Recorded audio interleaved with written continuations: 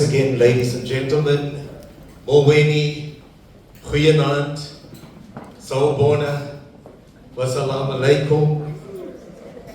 Ek hoop ek het dit reg gesê. Thank you very much for joining us tonight. As you can see, we are all very excited to host you and to spend the next hour or so with you. And so tonight, we welcome you to the 5th iteration of the BDR Hub Symposium. And we know that this is one of the flagship events of the Department of Marketing at the CPUT in the District 6 campus. But here to officially welcome you, can we please put our hands together for none other than our HOD, Dr. Sandra Williams.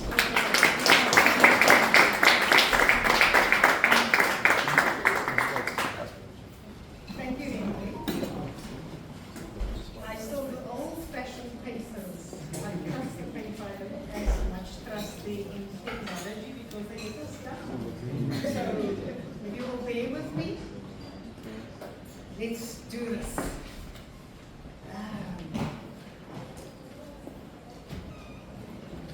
I'm just having a look at this in our a very good evening, colleagues, distinguished guests, industry partners, our students. Can I just see where our students are? On that side. And certainly the friends of the marketing department. It is truly my honor and a pleasure to welcome you to the 5th Brand and Digital Research Hub Symposium. I just spoke to Rodney and Rodney said, maybe we missed one. But then we realized it was actually the launch. So this is the 5th one. And as you know, this is hosted by the Marketing Department, very proudly within the Faculty of Business and Management Sciences. And I just spoke to Romano, not Ian, and he said, this is a beautiful venue. And certainly it is a beautiful venue. So thank you for being here. Your presence this evening is certainly a reflection of our shared commitment to what? To advance knowledge, to foster collaboration, and to nurture the next generation of researchers and innovators in the field of brand and digital marketing. As far as the Brand and Digital Research Hub is concerned, it was established in 2019, and it was in response to a world being reshaped by digital transformation, artificial intelligence, and automation. I want to take a moment and sincerely thank Professor Rodney Buffett, Professor Dr. Pieter Steenkamp at the back, Dr. Kushles Wakala, for your foresight and leadership in establishing the hub. Their vision helped the department to focus its research strengths, particularly in strategic brand management and digital marketing, and that ensure that we remain relevant, distinctive, and forward-looking. Today, branding and digital marketing are no longer optional strategies. They are central as to how we compete, how we grow, and connect across disciplines and borders. Brands, Dr. Pieter Steenkamp, are not just identifiers. They are storytellers, they are differentiators, and certainly relationship builders. And digital marketers gives us the ability to reach, influence, and engage audiences in real time, something we could only imagine not so long ago.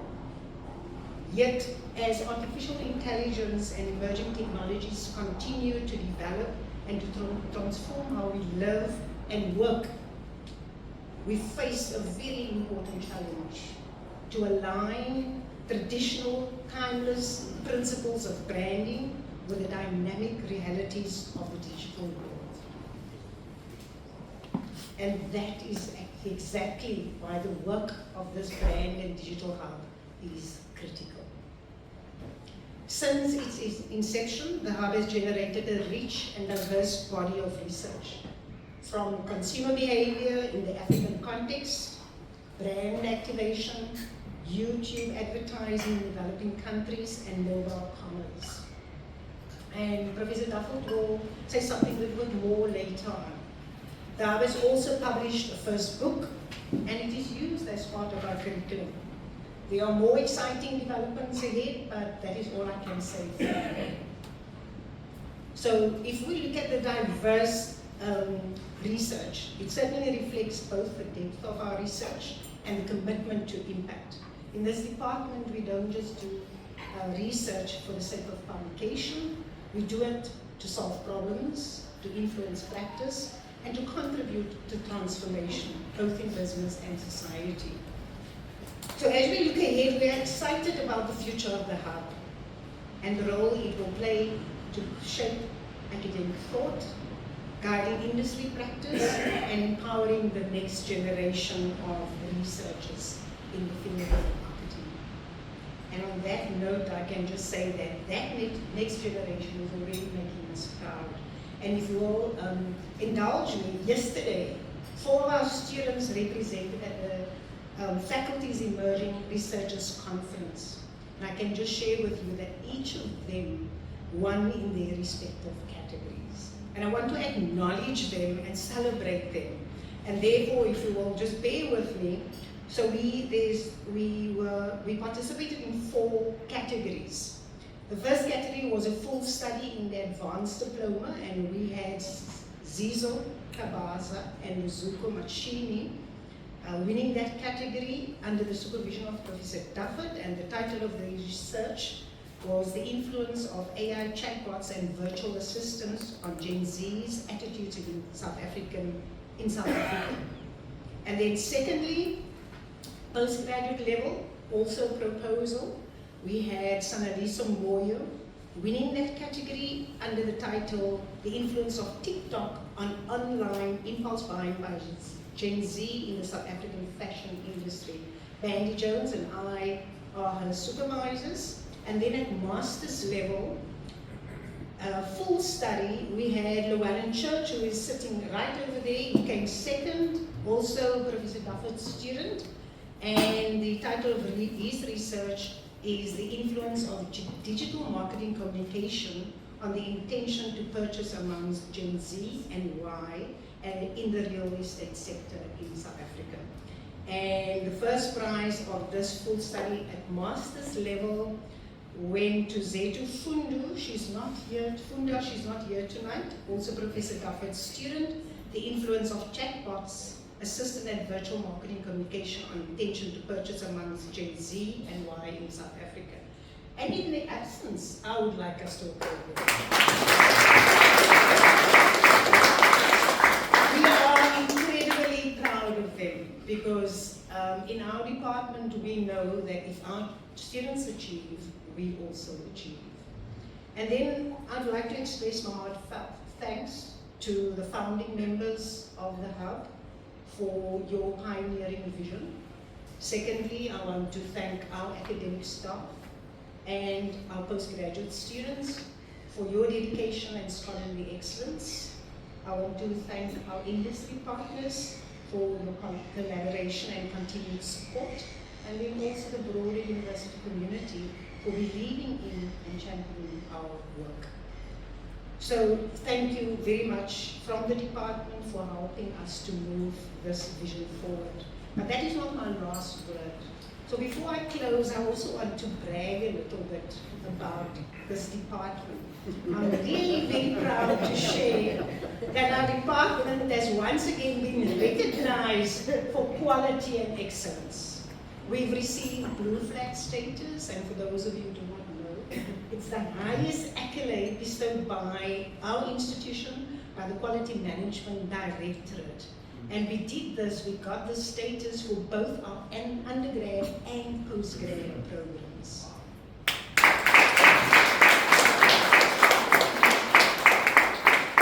What makes this special is that we've received Blue Flag status 2022. That was for our postgrad program. We received it in 2023. That was for undergrad. This year, we managed to do this within a very short time. We were first validated in December 2024, and in July 2025, we were accredited and received the award for both undergrad and postgrad. So, as an undergrad, and on that note, I just want to acknowledge and applaud the marketing team. Well done and congratulations. This honor bestowed by the institution really reflects our entire team's shared commitment to academic excellence, innovation, and relevance. And I'm really honored to lead this team. So, ladies and gentlemen, as I open this 5th BDR Hub Symposium, please take this opportunity to share, to connect, and inspire one another, and continue to shape the future of branded digital research together. So welcome once again, enjoy, and thank you very much.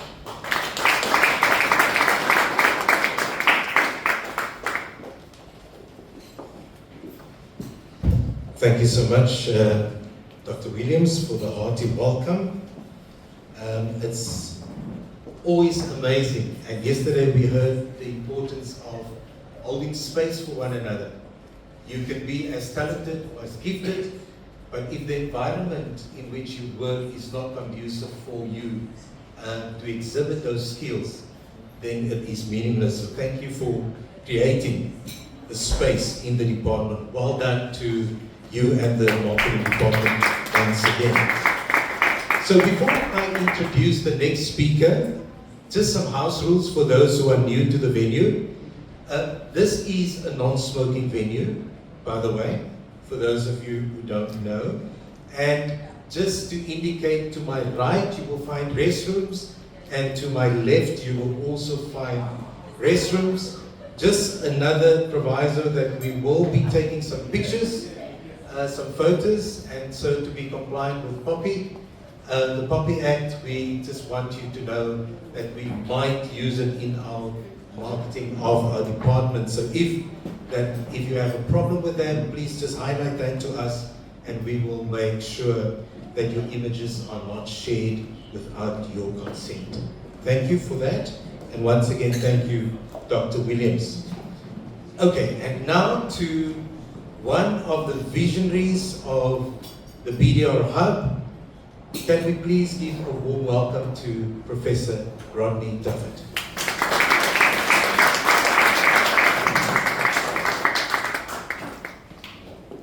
Thank you. Let me just find my PowerPoint.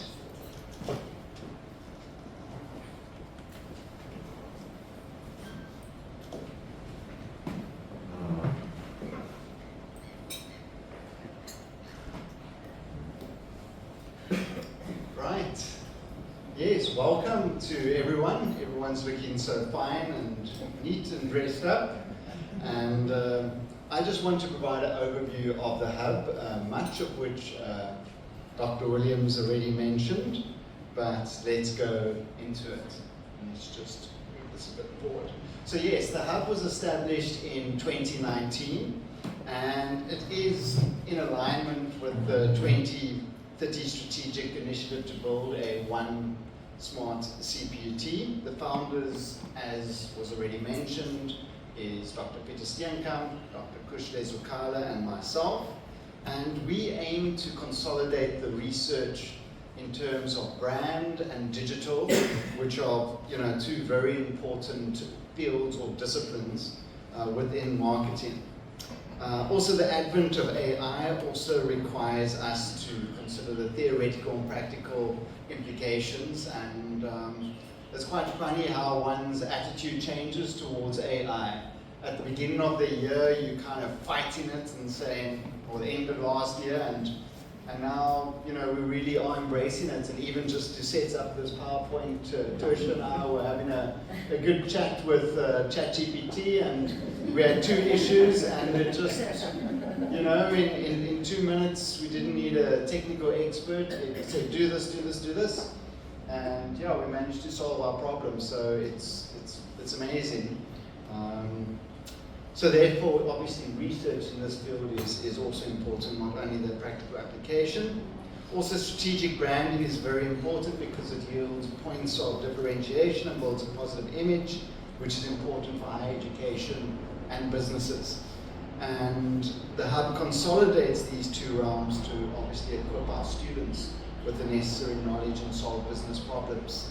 And then just to read out the purpose statement is to advance brand and digital marketing knowledge and skills in higher education and business through technology-led education, research, innovation for the benefit of society.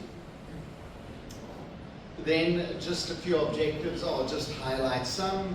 So obviously to support the Faculty of Business and CPUT's research initiative, because it is a research hub, to build a more research-intensive marketing department, and it really is growing nicely, and there's a lot of people more excited about research, and each time someone gets a paper published or someone graduates or presents at a conference at any level, we're excited and I'm excited, you know, which is great. To explore and develop a Pan-African perspective on research.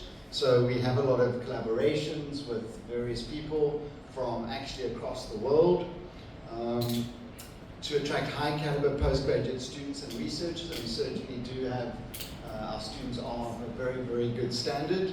We may not have hundreds of them, but those that we have, you know, are really impressive.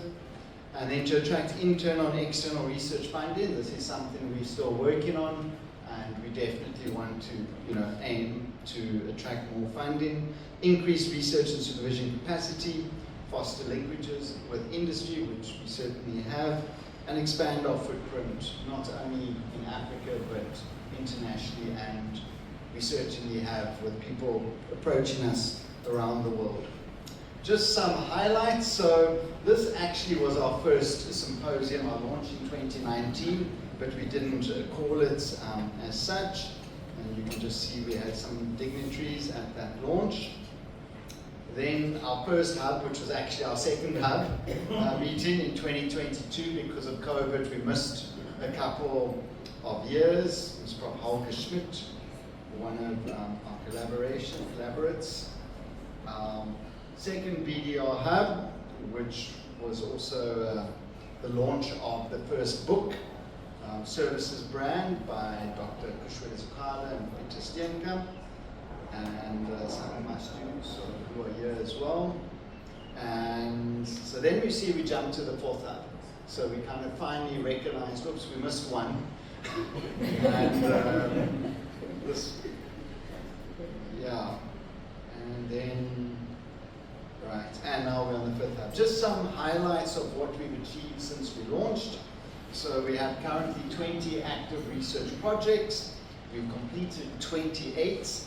We've published 44 peer-reviewed articles. We've graduated 17 postgraduate students, 4 doctorates, 13 masters. But if just to indicate this quality of those 13, 4 graduated summa cum laude and 3 cum laude. So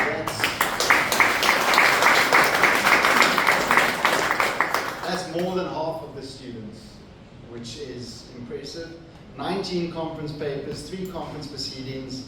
A lot of the conference papers are also published as book chapters, so we have 12 book chapters, and we can say 2 books, ... You'll see what's happening later. 1 NRF research and a full professor, and obviously all of these contribute to CPUT's goals, objectives for 4th Industrial Revolution, and help expand our international footprint. And yeah, that is all I have to say to you. So yeah, thank you and enjoy the meeting.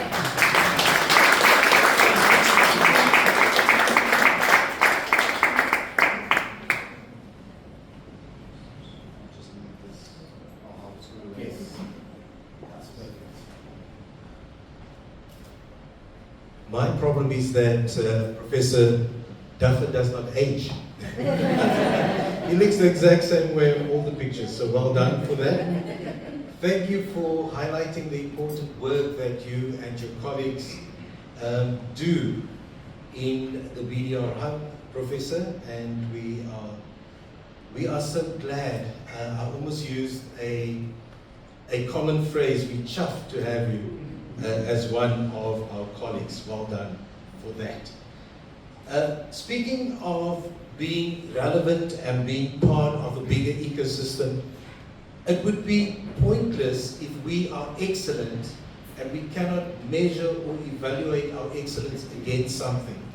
And so, on an institutional level, the Center for Postgraduate Studies is key to making sure that our qualifications are of a world-class standard. And so tonight, I would like us to give a warm welcome to the Director of CPGS, Professor Isaac van Zyl, to come and share his thoughts with us. Thank you, please. Thank you, welcome.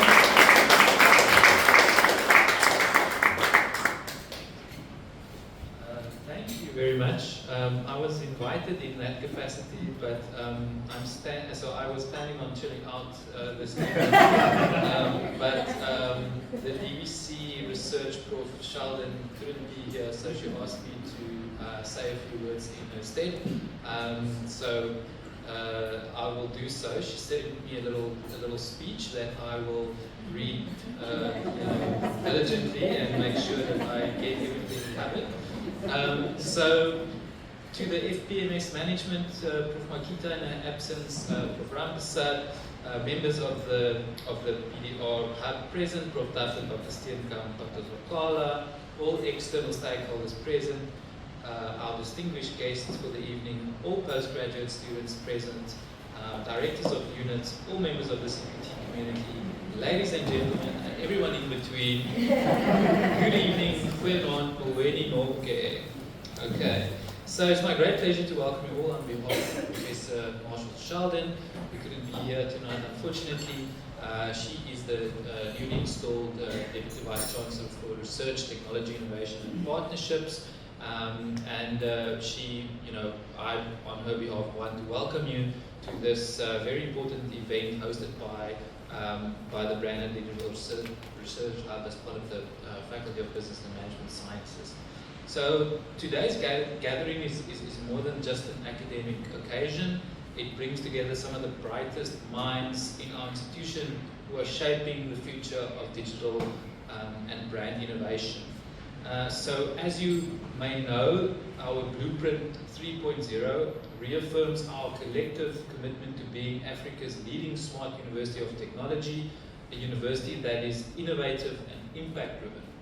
And the DVC R-Tips portfolio plays a critical role, creating pathways that connect academic research with industry needs, entrepreneurial opportunities, and societal transformation. And this particular entity, the BDR Hub, demonstrates how technology and creativity can work hand in hand to drive sustainable innovation, not only in business and management sciences, but across disciplines. This hub represents the very essence of transdisciplinary research, a space where data science meets design, where marketing meets machine learning, and where human insight meets digital intelligence. And as a plug, I will say that I happen to be the editor-in-chief of this is me now, of the Journal for Transdisciplinary Research in Southern Africa. So you are more than welcome to submit your wonderful research to our journal. And we will make sure to send it out for double-blind peer review. And we hope that it gets published, and it is also DHET accredited, so there's a nice venue for your research. Sorry, I had to drop that plug in there. Okay, so to our postgraduate students, I don't know if there is a few postgrads here tonight, hopefully. Okay, wonderful. So you, our postgrads, represent the heart of our research and innovation enterprise. Your research, your innovation, and your drive to question, explore, and experiment are what propel us as an institution forward. You're not only contributing to academic knowledge, but you are helping to build a digitally empowered entrepreneurial South Africa. You are the future. You are here not by chance, but intentionally. The road ahead will certainly be challenging, but it's also rich with opportunity. CPUT needs you, and Africa needs you. And I believe deeply that some of the most important solutions to our continent's grand challenges will be shaped by the bright young minds in this room. So that's for the postgraduate students. And then to our faculty, leaders and researchers, thank you for your continued mentorship and dedication. You are cultivating an ecosystem that enables our students to thrive, a living example of what Blueprint 3.0 envisions, a university deeply connected to society through impactful partnerships and technology-driven solutions. And as we engage during the course of this event tonight, let's remember that innovation is not only about new technology, it's about new ways of thinking, collaborating, and creating value. So on behalf of Professor Sheldon and the entire Research, Technology, Innovation and Partnerships portfolio, we hope that this event will be productive, engaging, and inspiring, and we look forward to seeing some of the wonderful work being produced and to the book launch as well. So thank you very much.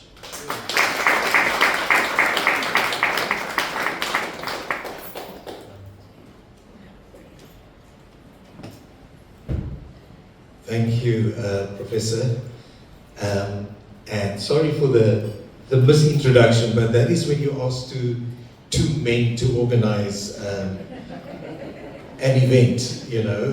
Somewhere in between you will lose some of the information. So apologies once again, but thank you very much for highlighting the very, very important work that you do as well. And as you heard Professor Van Zyl said, our students are at the heart of everything that we do as a university, whether it is learning and teaching, research, or community engagement. If we cannot speak to the meaningful impact that we want to create with our students, it is meaningless. And so tonight we have one of such students in our midst that I would like to call to the stage immediately. You will see two names on the program, Mr. Vusi Magalekane, unfortunately due to unforeseen circumstances cannot be here, but I would like to call on Mr. Llewellyn Church to come to the front while I introduce him. Llewellyn Eugene Church holds a postgraduate diploma in marketing from the Cape Peninsula University of Technology in Cape Town, South Africa. Llewellyn is an imaginative marketing professional with a strong passion for strategic marketing, whose background in design enhances his creative insight and strengthens his comprehensive approach to marketing. He is currently employed as a marketing manager within the real estate sector, and he is pursuing a master's in marketing with a focus on digital marketing, social media, and real estate. So ladies and gentlemen, without any further ado, can we please put our hands together to Mr. Llewellyn Church.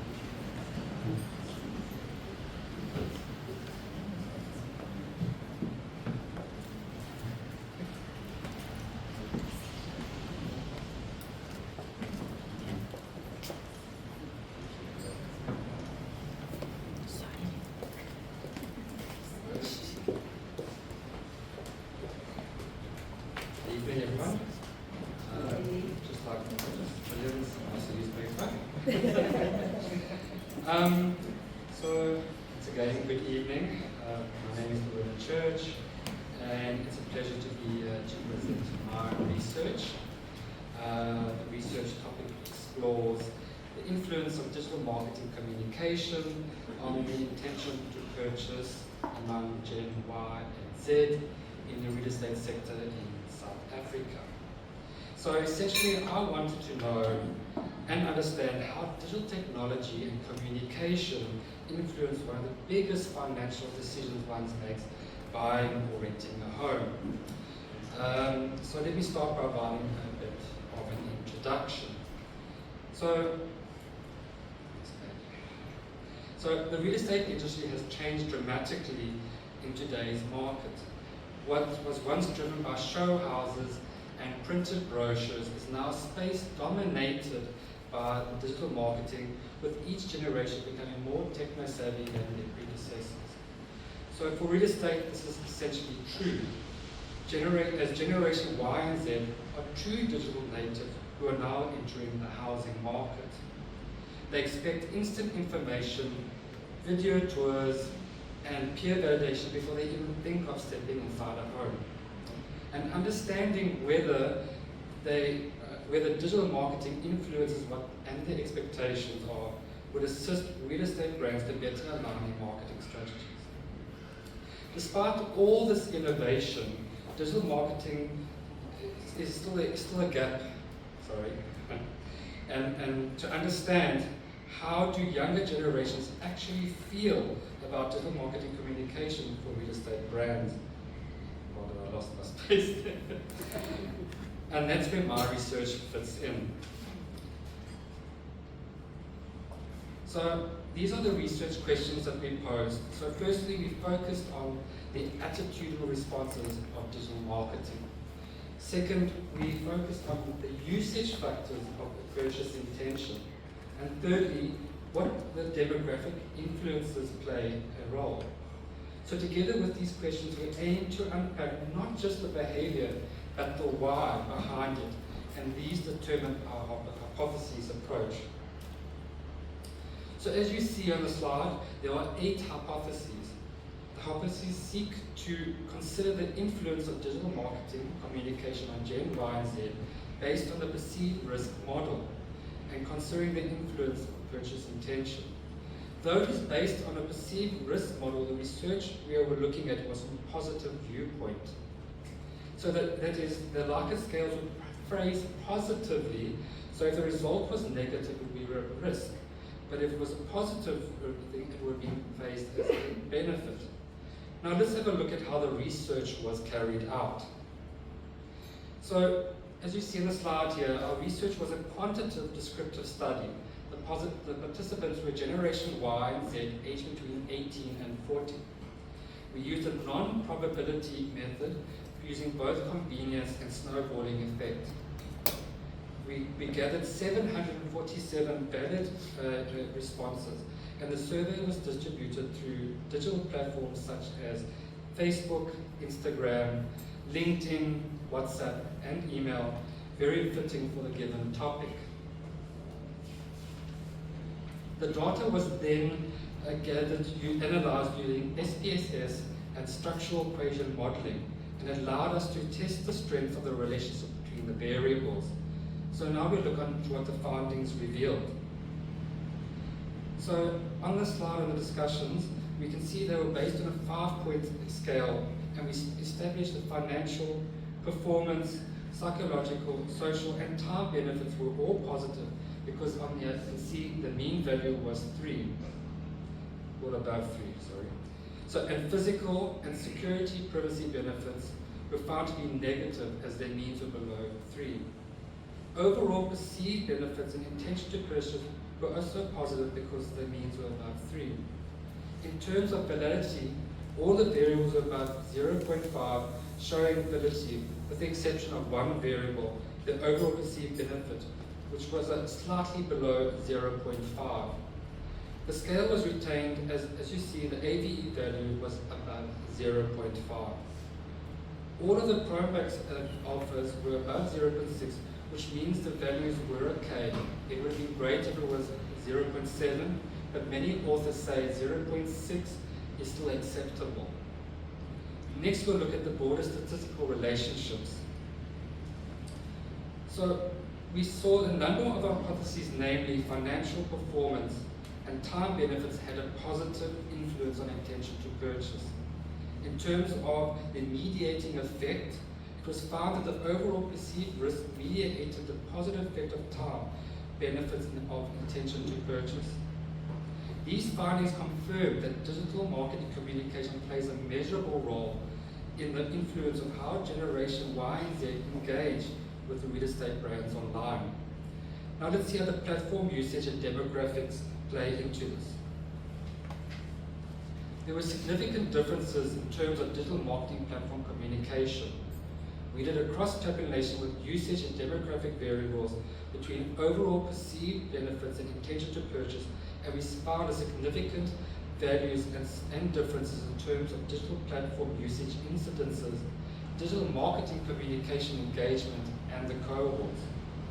We found significant differences for digital platform usage for online perceived benefits and intention to purchase, where people who used it more often were more positive in terms of these two attitudes. Likewise, for digital marketing communication engagement, when people used it more often, they were more positive.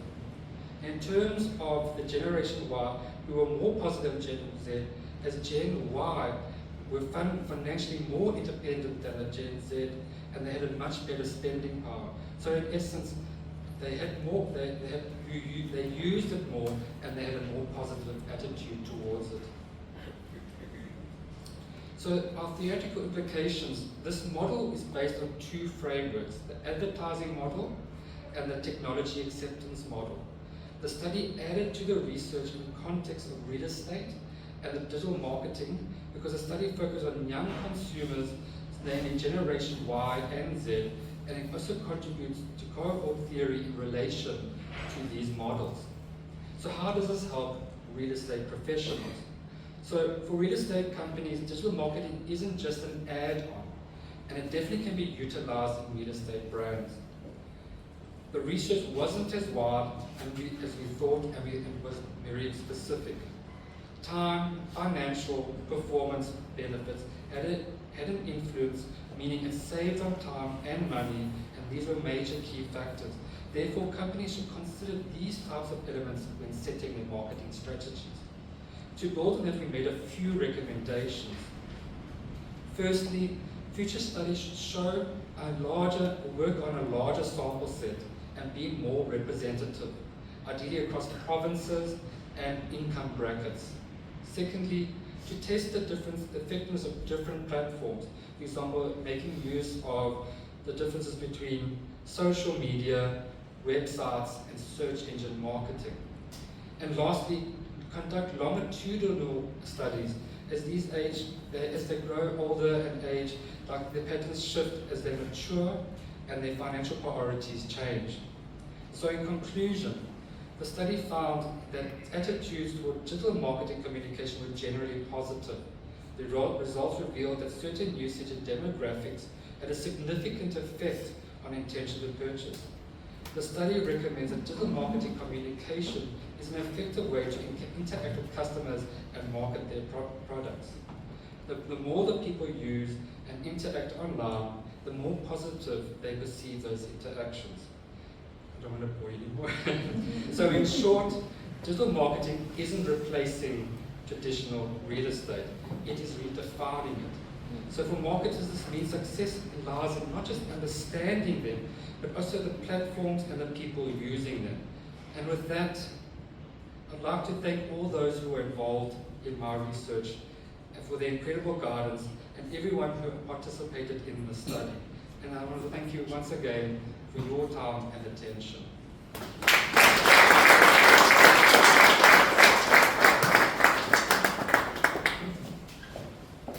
And that is how you become an award-winning master student. Well done.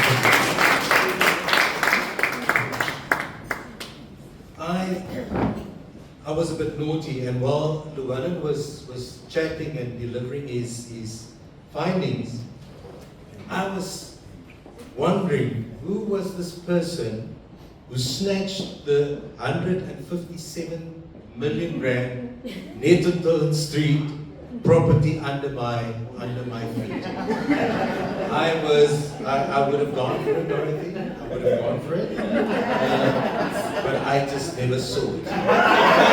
So, okay, I think now that we are at that point where we are friendly, smiling a little bit, we can now have our starters served. Thank you very much for being an amazing crowd thus far, and we will enjoy a 50-minute of just starters and a little bit of preparation. Overseeing digital strategy for iconic South African brands including Spur, Panarottis, Rocamamas, and the Hustle Girl Now Hungry. With a background in analytics from KPMG, Deloitte, and Investec, and 5 years leading digital marketing at Woolworths, she brings a unique, data-driven approach to the digital marketing space. Mpile holds a BCom in statistics from Northwest University, a postgrad diploma in marketing management, as well as she is busy currently studying at UCT and will shortly do a doctorate at CPUT. Okay. Sorry, that's not on the bio. Can we please give a warm welcome to Mpile?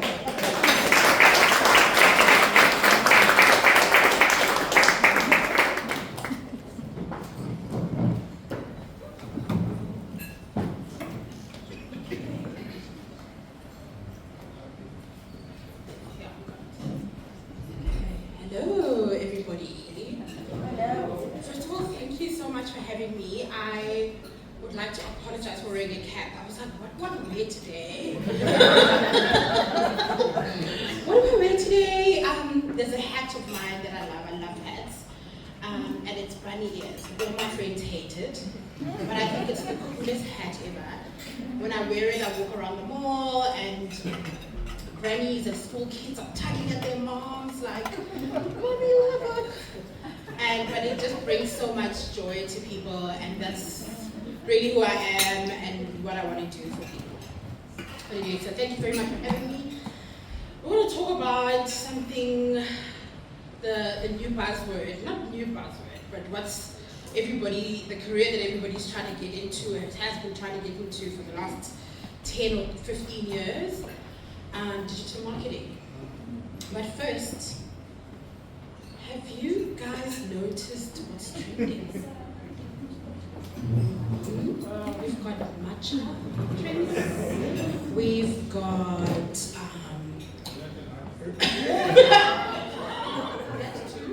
that's true. He said Northampton High said. Run clubs everywhere you look. You're trying to take a nice leisurely walk on the promenade, and here comes a group of 150 people coming past your way, right? They're popping up all over the world. But yeah, and something I recently found out about is silent reading clubs, where people come out of their homes where they could have read a book at home, but they go out of their way to go and read a book with other people. I think that's pretty cool. And another thing that's that's on the rise, especially with Gen Zs and Gen Xers, is they're very curious about sobriety, which I thought is really cool. So something's different, something's shaking. At the same time that we're seeing all these people going outside, running, groups, all of that, people are saying the future's hyper-digital. That's a bit of a contradiction, eh? It's a bit of a contradiction. But you know what? This is where the future of marketing is. We're working in this hyper digital future, while humans post-COVID are craving community more than ever. So how are we going to target these people if they're running on the prom and we need them to be on their phones and AI is coming and it's here? What do we need to do? Okay. So these people are human beings who are choosing matcha over alcohol. They're choosing community over content, the people that brands are marketing to. They want real experiences over perfect feeds. Who ever thought? For the last couple of years, everybody's just been, I want to be an influencer. I want to, let me get my feed to look great, my Instagram feed. I want my TikTok to look really great. you know. But now people are like, you know what, I want to connect with people. And that presents a very interesting space for brands who are trying to market to these people. So what does this mean for brands? Well, we've got to go back to basics. Back to the basics. And what are those basics? First, you need to know your customer. I mean, we've always needed to know our customer because we've had all this flashy tech come around. We're now screaming at people's phones, buy my product, buy my product, buy my product. But do you really know who you're selling to? You're throwing a message out there hoping someone will catch it or someone will buy a product. So we need to go back to basics and know our customer. We need to solve their actual problem. Not a problem that you think they have, or a problem that's related to your product or your service, and therefore you're shouting it to your customer. What's their actual problem? And again, they're outside, so show up where they are. Don't try and convince them to pull them back into where you need them to be. That doesn't work. You know, show up where they are. And something that we have lost over time is authenticity. Brands need to go back to being authentic. You know, there's a really cool TikTok account where this person is sharing really old ads. And I'm looking at these ads and everybody's like reminiscing in the chats, all the millennials, and oh, that was so great, I grew up with Vili Valley, you know. And I'm like, oh gosh. You know, the weird thing is like, wait, it's Vili Valley Afrikaans. How did I understand this as a child? I don't speak Afrikaans, but you know, there's still that thing that tugs at you, like, oh, I remember this. And you feel really good when you're looking at all that. But we're finding that a lot of ads we recently don't have that authenticity. So we use tech to work smarter, but not to replace human touch. So going back to basics, right? Tech is here, it's coming, it's getting wilder, it's getting busier, we're losing our minds, we don't know what we're doing. Back to basics. The tech is there, but don't replace the human beings.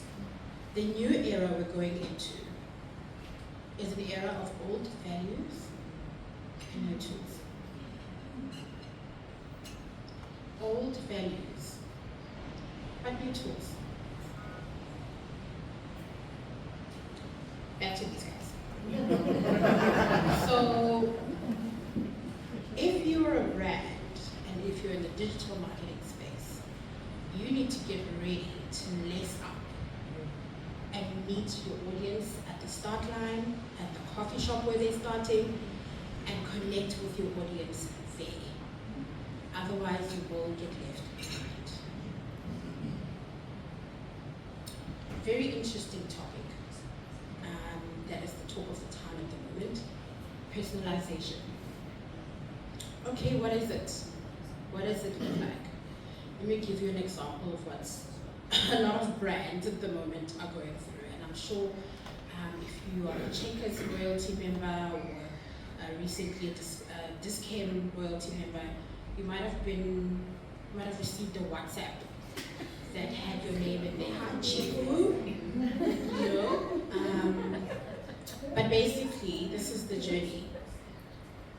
Brands say, hi, you're on social media, you're on Facebook, you're there to check your granny's updates, watch the tea party chat with the grannies.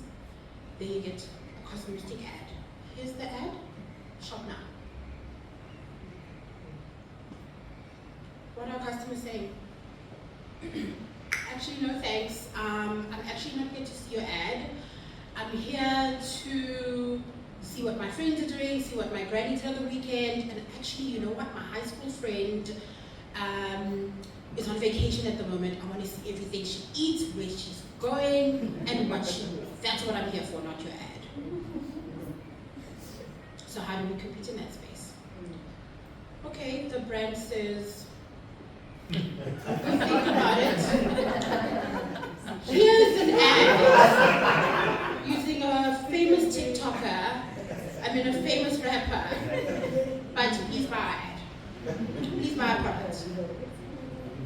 Yes, we used a famous rapper and that's supposed to change your mind about it. Customer says, no, I want you to say my name.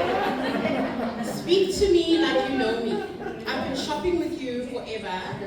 I swipe my smart shopper, my extra savings, my loyalty card. Say my name. Speak to me like you know that I've been shopping there. And so the brand says, say less. Let's see if this will play.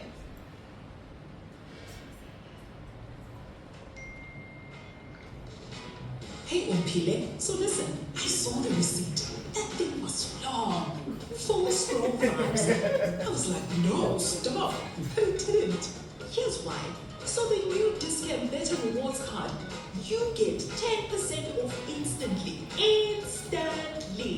on over 140 brands every time you shop. And yes, even on promos. So now your till slip chummy. Never looked better. Okay, bye. Nice ad, you know? I mean, that's where we're going. Customers want personalization, right? But customers is, here's my name again. Customers is cute, but no thanks. You said my name, but I don't refer to anybody as Chomi, first of all. So why did you call me Chomi? And also, if you knew me, if you really knew me, you'd know I only ever go to Discount for one product. So why are you not saying anything about the one product I always shop every single month? The name was cute, but the rest of the video did nothing. Okay, the brand comes back, says, you know what? Chomi. Download our app now, and we'll give you 20% off your next purchase. Customer comes back. Okay, sure. I mean, but opt me out of all marketing, out of all comms, and you know what? This little app of yours, I don't want it to track me. No thanks. We have a problem, don't we? As digital marketers, we have a problem. We can't access their information. We can't track them like we used to track them. And yet we're supposed to give them personal information, target them, speak to them personally. The problem that we have is 73% of people want personalized experiences, but 86% are concerned about data privacy. So they want the cool stuff, but they're not willing to share their information. Feels familiar? Cool. Now, for the topic of the season. Definitely wasn't going to leave this baby out. It's on everybody's lips, right?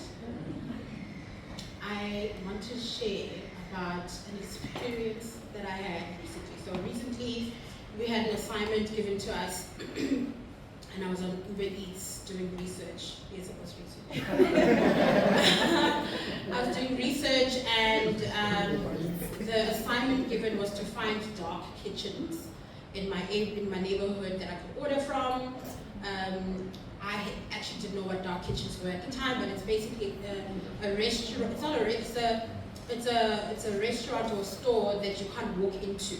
So you can only order from your phone from a delivery service. So the last, I've been living in my neighborhood now for maybe 2 years. The last 2 years I've been on Uber Eats. I've seen this brand pop up, but I've always ignored it. So now I've got this assignment. I say, okay, cool, I can't find any dark kitchens, so I decide to Google dark kitchens in this area. Oh, the results are okay. You know, now when you Google, you've got that big AI thing that summarizes everything. The results were great. Then I thought, you know what, let me go to my Chomi there, ChatGPT. I say, Chatty, dark kitchens in Cape Town. ChatGPT was on the money. okay?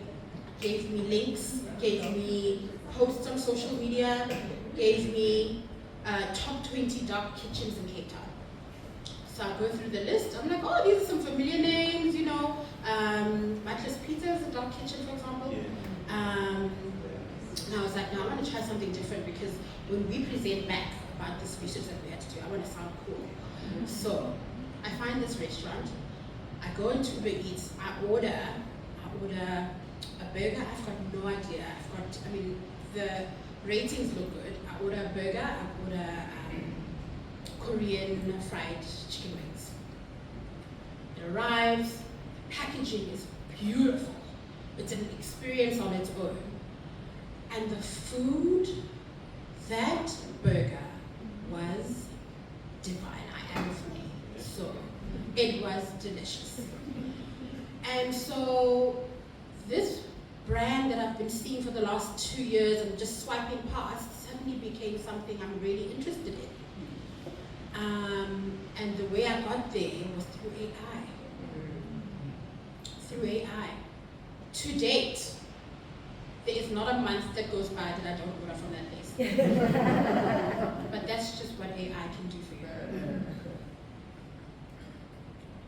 There's another really cool video of an influencer. Samsung, Dochi is performing and I do not know what's where. Yes, Dochi. No, I do not know her personally. Really cool for you to check out. Jonah, what's the weather at in yours? The weather at Hudson Yards today is very cloudy mixed with a shower. Okay, but is it like any blazer? No, with temperatures reaching 75 degrees Fahrenheit, it doesn't make sense to wear a blazer. Jonah, I have to decide long or short skirt. Given the low of 61 degrees Fahrenheit tonight, a long skirt would be a warmer option. A black long skirt is an excellent choice for tonight. Its unique design and hair sophistication make it perfect for any evening. Thanks, Jonah. You're welcome.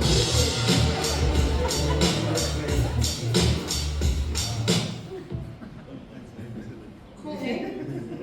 She used AI. You know, said, hey, I'm going out. Recommend an outfit for me. I did recommend a dark kitchen for me. You know? Interesting space, interesting place that we're going to, right?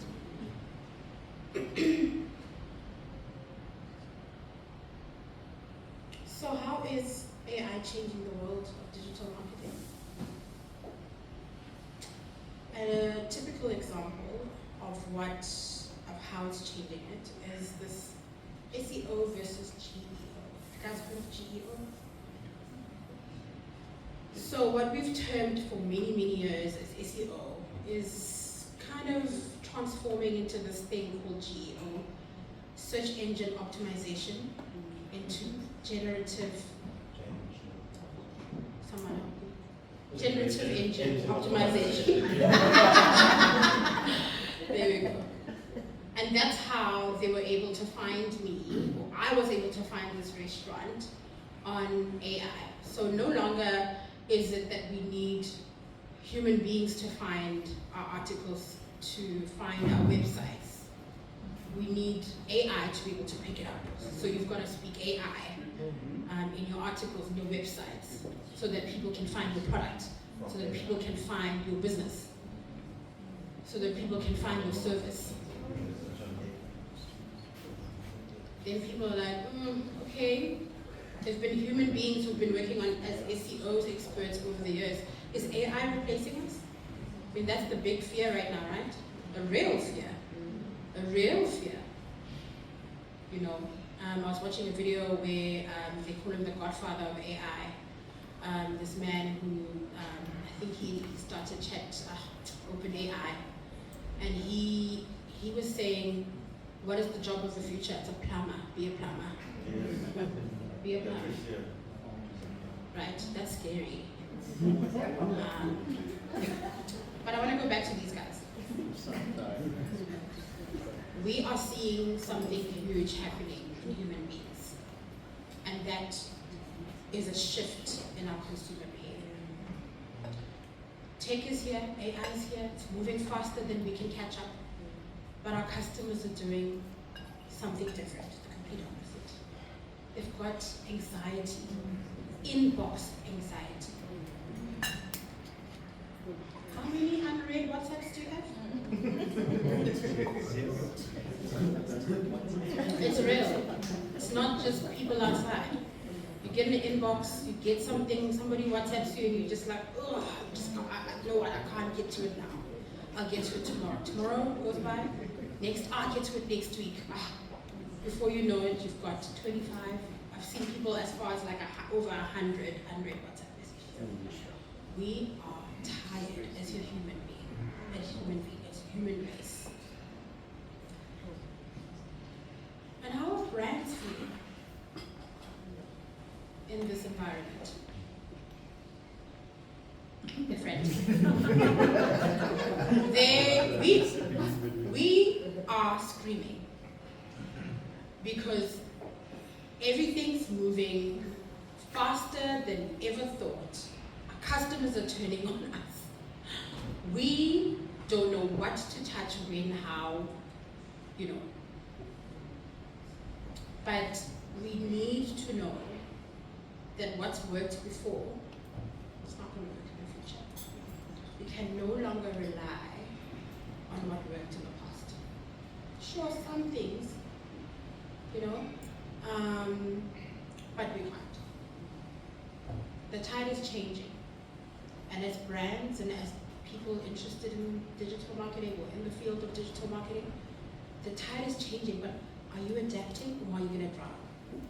When you're at the beach and you've got your towel there and you're having a fun time with your family, and then the ocean starts coming in and now you've got to move back a little bit. You've got to move back a little bit or learn to swim. Either way, the tide is coming.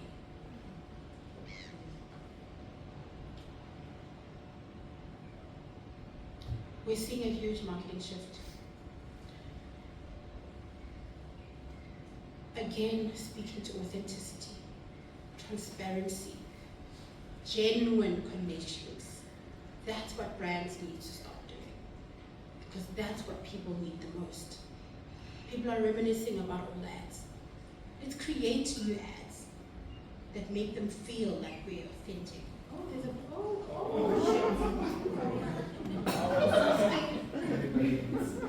okay, as long as it doesn't come to me.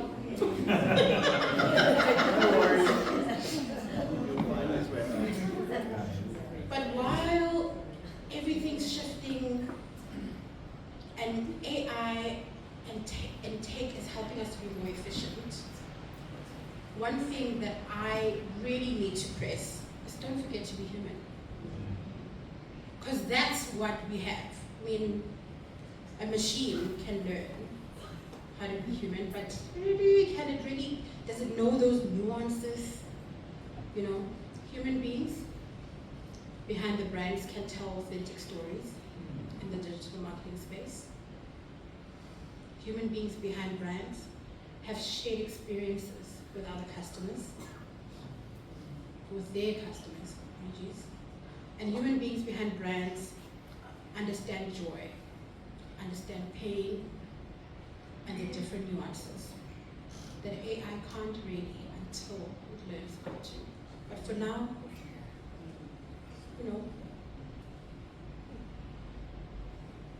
I found this quote the other day from Bob Iger.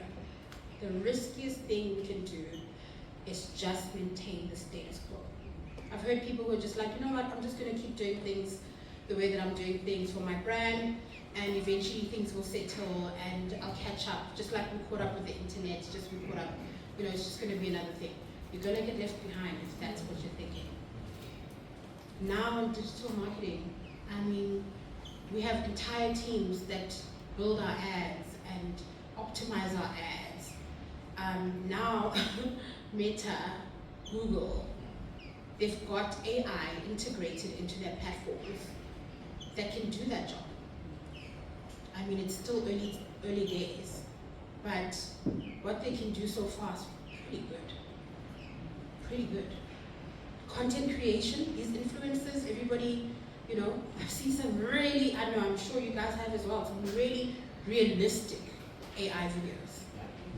You know, so what's going to happen to the influencer? That brands rely on so much.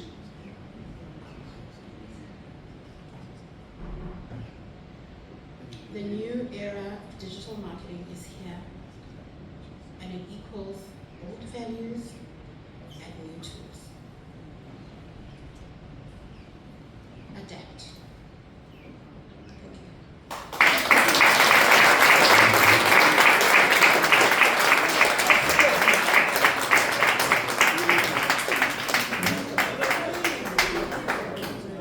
Wow, how do you follow that? You just know that when you're in the room with a great storyteller, and Umpile, what an amazing challenge you are putting out to us tonight. Is that the things that we forgot, the old ways, could in fact be the way of the future. So thank you for reminding us. Thank you for reminding us that we actually are more powerful, because that is a real battle that we are fighting. We have first, second, and third year students wanting to know what is the meaning of me doing a degree in marketing because there's no job. And so we need to go back to our classrooms, maybe not next week, but you know, soon, and tell them that it is in what we know that we are powerful. So thank you once again.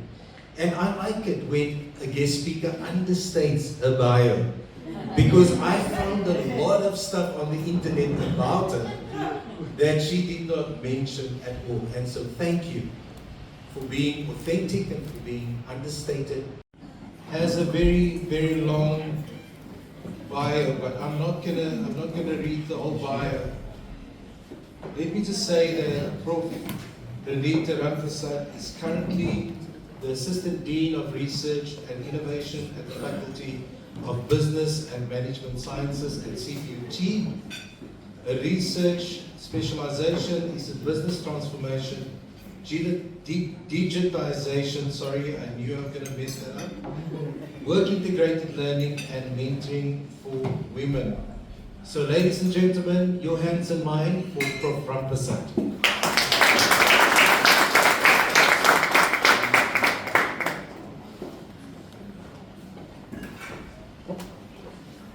Thank you very much. Mr. MC, for a minute I thought you were referring to computers.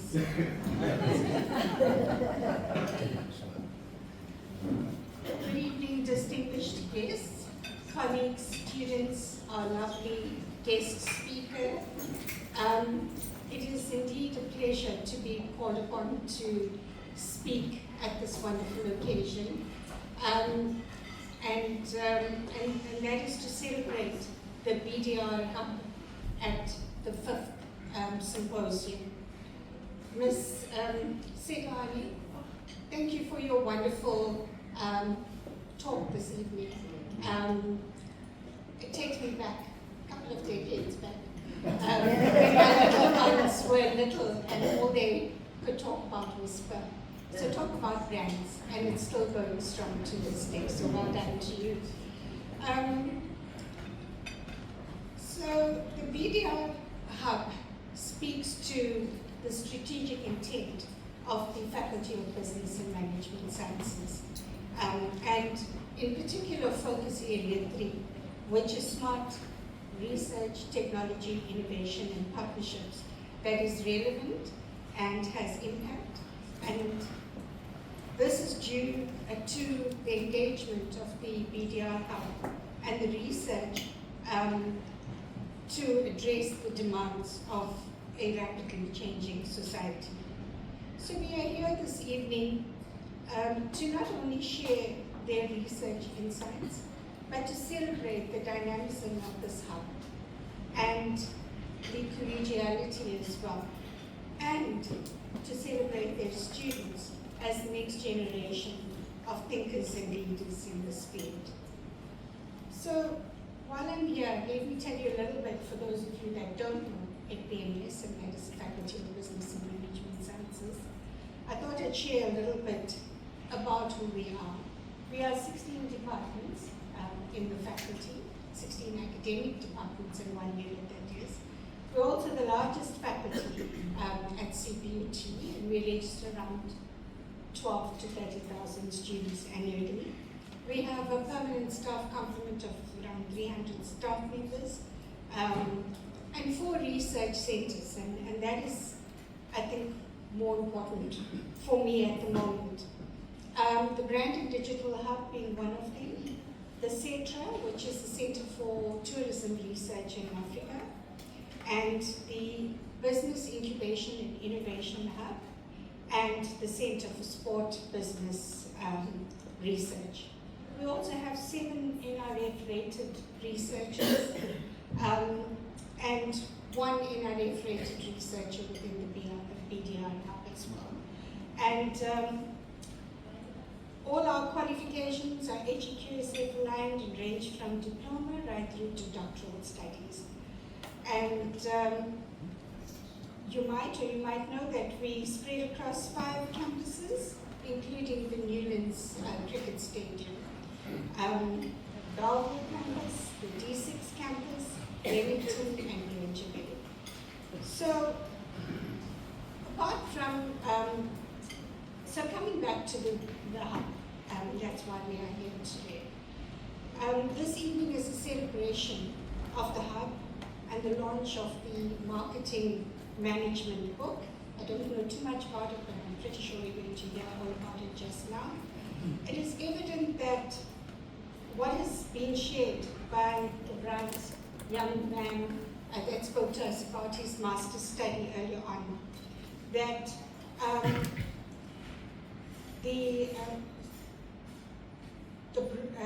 that our students are evidently shaping the future of business and management in our country and beyond. And the faculty is extremely proud of the marketing department in their offering of the state-of-the-art business BDR Hub that has been developed to address the demands of a rapidly changing marketing environment. And that is especially from meeting the faculty research objectives and delivering on publication outputs, which is really very important for the faculty. And I was just going through the little pamphlet that sits on your table, and it tells us that since 2018, Prof. 19, the BDR Hub has published 44 peer-reviewed articles. Now, you don't know what that means for us, and maybe Prof. Fanzel would share with you as well, that it depends on how many authors there were and how many units get accrued to that particular article, and that also brings in funding to the BDR Hub. And I guess this is how they support themselves and support the students. My speech is running away from me. They've also had 13 master students and 4 doctoral students graduate, and that's really amazing. And also a few published books. And there's a lot more you will read when you look at that little pamphlet. So, in a global environment marked by rapid technological innovation, shifting markets, and complex social challenges, it is essential that we create platforms where fresh perspectives can thrive and influence the direction of our disciplines. And I want to commend all at the BDR Hub and the HAD as well for their dedication and hard work, and that is why we are here this evening, to celebrate the good work within this hub. To our students, you are the emerging voices of business and management, and this is really interesting times. And as our guest speaker rightfully pointed out, we are in times of AI, dark kitchens, and of course, you are in the right place. So please don't forget to adapt, as she rightfully pointed out. So I'm encouraged by the trajectory of your research and the various themes you have chosen to research and present on. And of course, this would not have been possible without your supervisors. So to the staff of the marketing department, to all of you, and to those of you that continue this good work with the BDR Hub, I thank you for your commitment and mentorship in nurturing these young scholars. And to our guest speaker, Ms. Silvani, and to our Director of CPGS, we are deeply grateful for your support and for enriching this event with your presence. So thank you very much, ladies and gentlemen, and enjoy.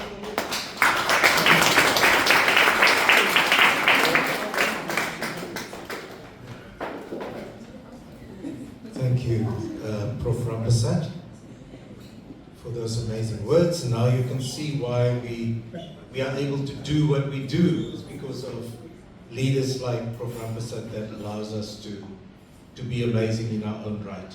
Thank you once again.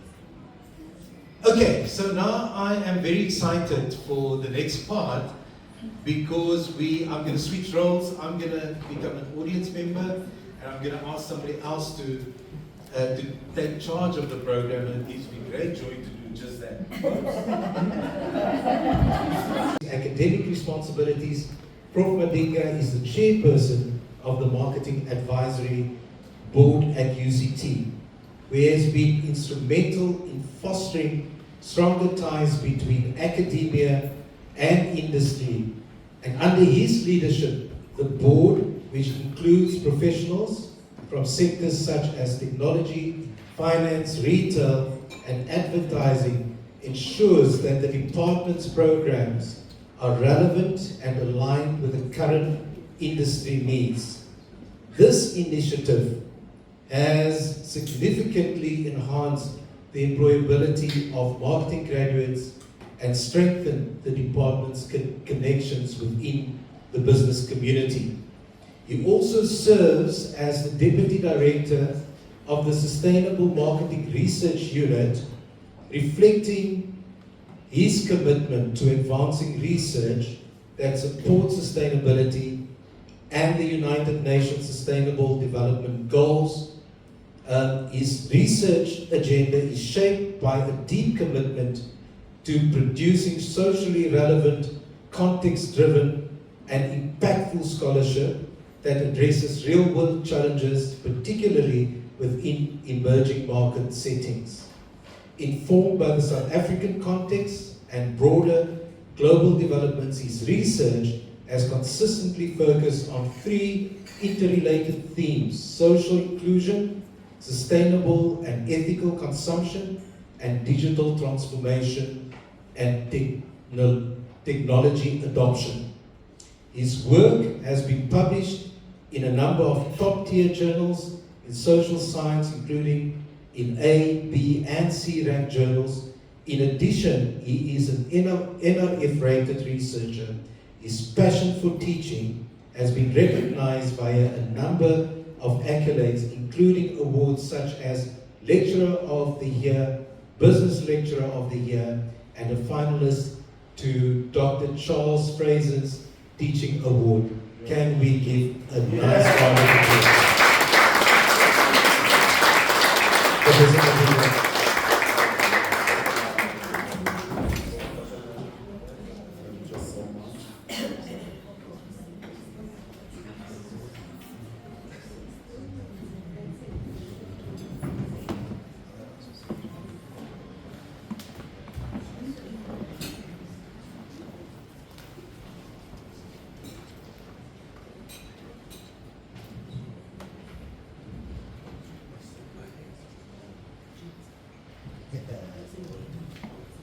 Hello everyone. Can you hear me? Yes. Okay. Perfect. Good evening.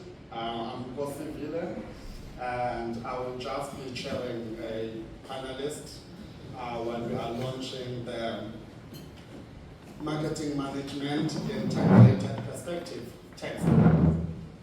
So before anything, I wanted to wear spectacles because I have this notion that people who wear specs are smart. I broke mine. But yeah, that didn't work. I've been part of this faculty for many years. Around 2016, I was invited by Dr. Steenkamp to a guest lecture at CPUT, and since then, everyone knows my face.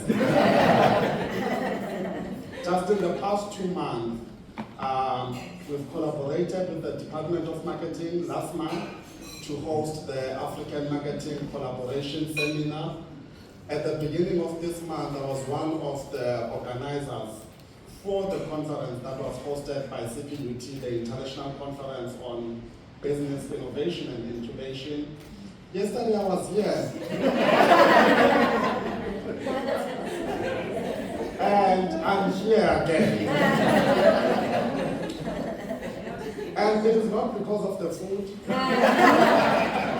the venue, the view. No, it's because I love CPUT. It is dear to my heart, and I was hoping Prof. Makita would be here so that I can ask for an office.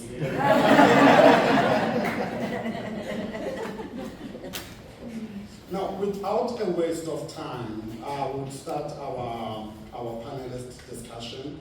I would like them to be quite short. Not because my friend is hosting a party tonight, but because I want you to go and spend time with your family. Our panel discussion will be divided into 2 sessions.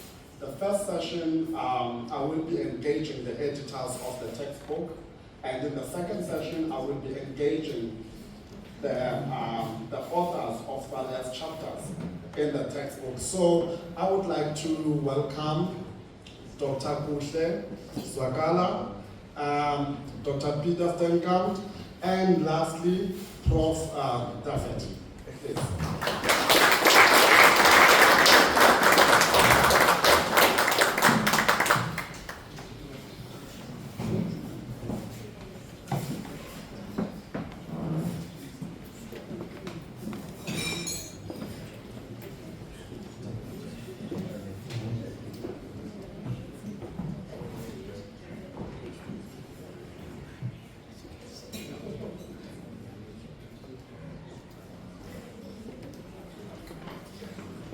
Thank you so much, Prof.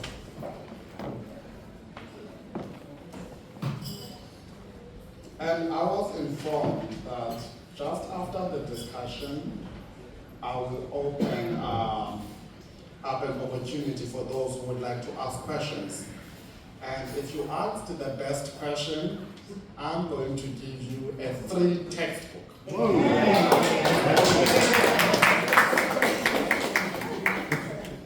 And I'm the only judge of the best question. So this is a really interesting textbook. I've went through the textbook. It was made to me 2 weeks back so that I could at least have an understanding of what it is about.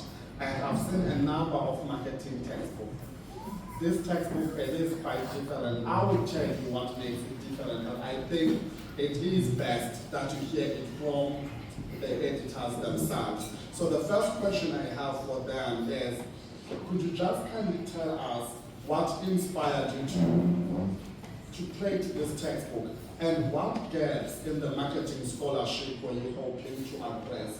Because my understanding is that whenever you're thinking of work, particularly in the space we are in, you always look for what is it that is missing and to address a real problem. We don't only produce textbooks because we want to produce them. So what inspired you to produce this textbook, and what were the marketing scholarship gaps that you identified and trying to solve? Dr. Zwakala. Thanks, Prof. Good evening to everyone in the room. If you allow me just to observe people of our assistant team in the room, directors that are here, duties and managers, colleagues. My father has traveled from Tonga. He's here.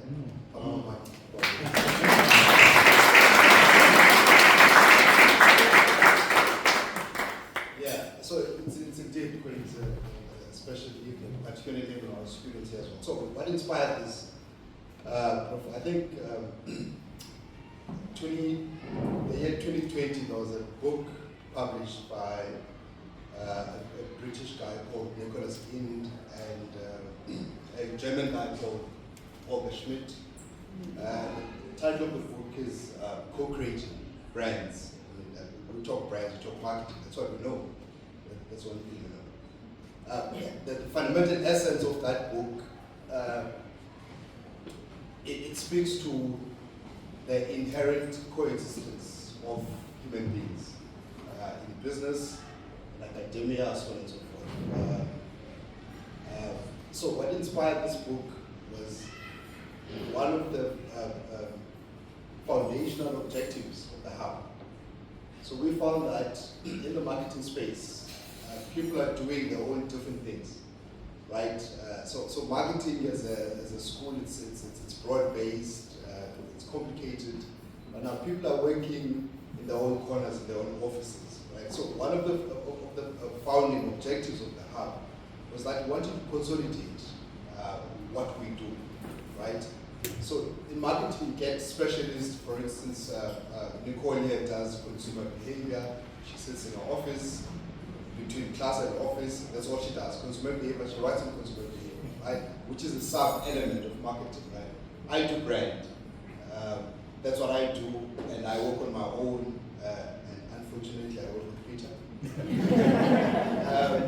So it was a realization that we needed to co-create knowledge.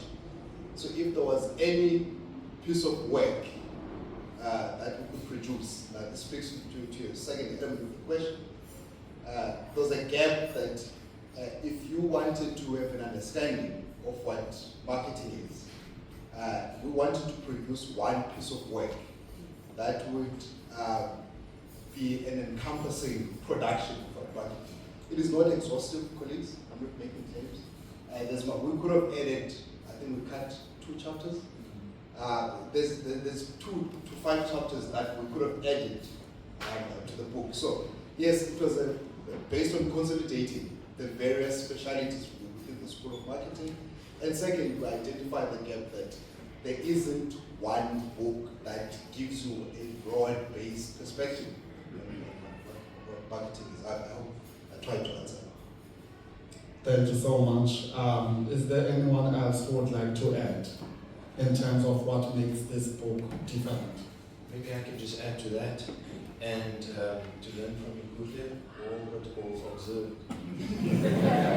the book that he referred to, Holger Schmidt and Ind, was actually launched in this room at one of our BDR events, the African launch of that.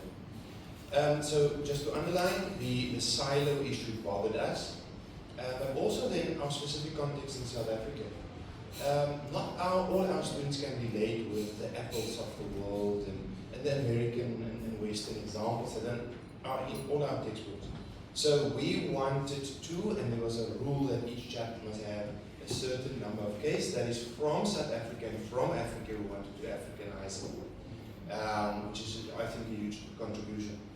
Then also, at CPUT we believe that our students graduate with experience. That is our unique selling proposition or differentiator. So we want to take theory to industry and also bring those case studies into theory. And I just want to add that bit to what Gudle said and then leave the rest to. Yeah, I just want to add one thing, and that's the fact that it wasn't just a book. I wouldn't actually call it a textbook, I would call it a book, because we followed the DHET process of it. So each chapter was peer reviewed by 4 different reviewers, and there's a number of boxes you need to tick. So we made quite sure as well that this book we can submit to DHET for subsidy. There's actually been a lot of talk about that today with Brinkwater and whatnot. So we hope also for the authors that out of that they'll get some research output units, as well as CPUT will get some subsidy.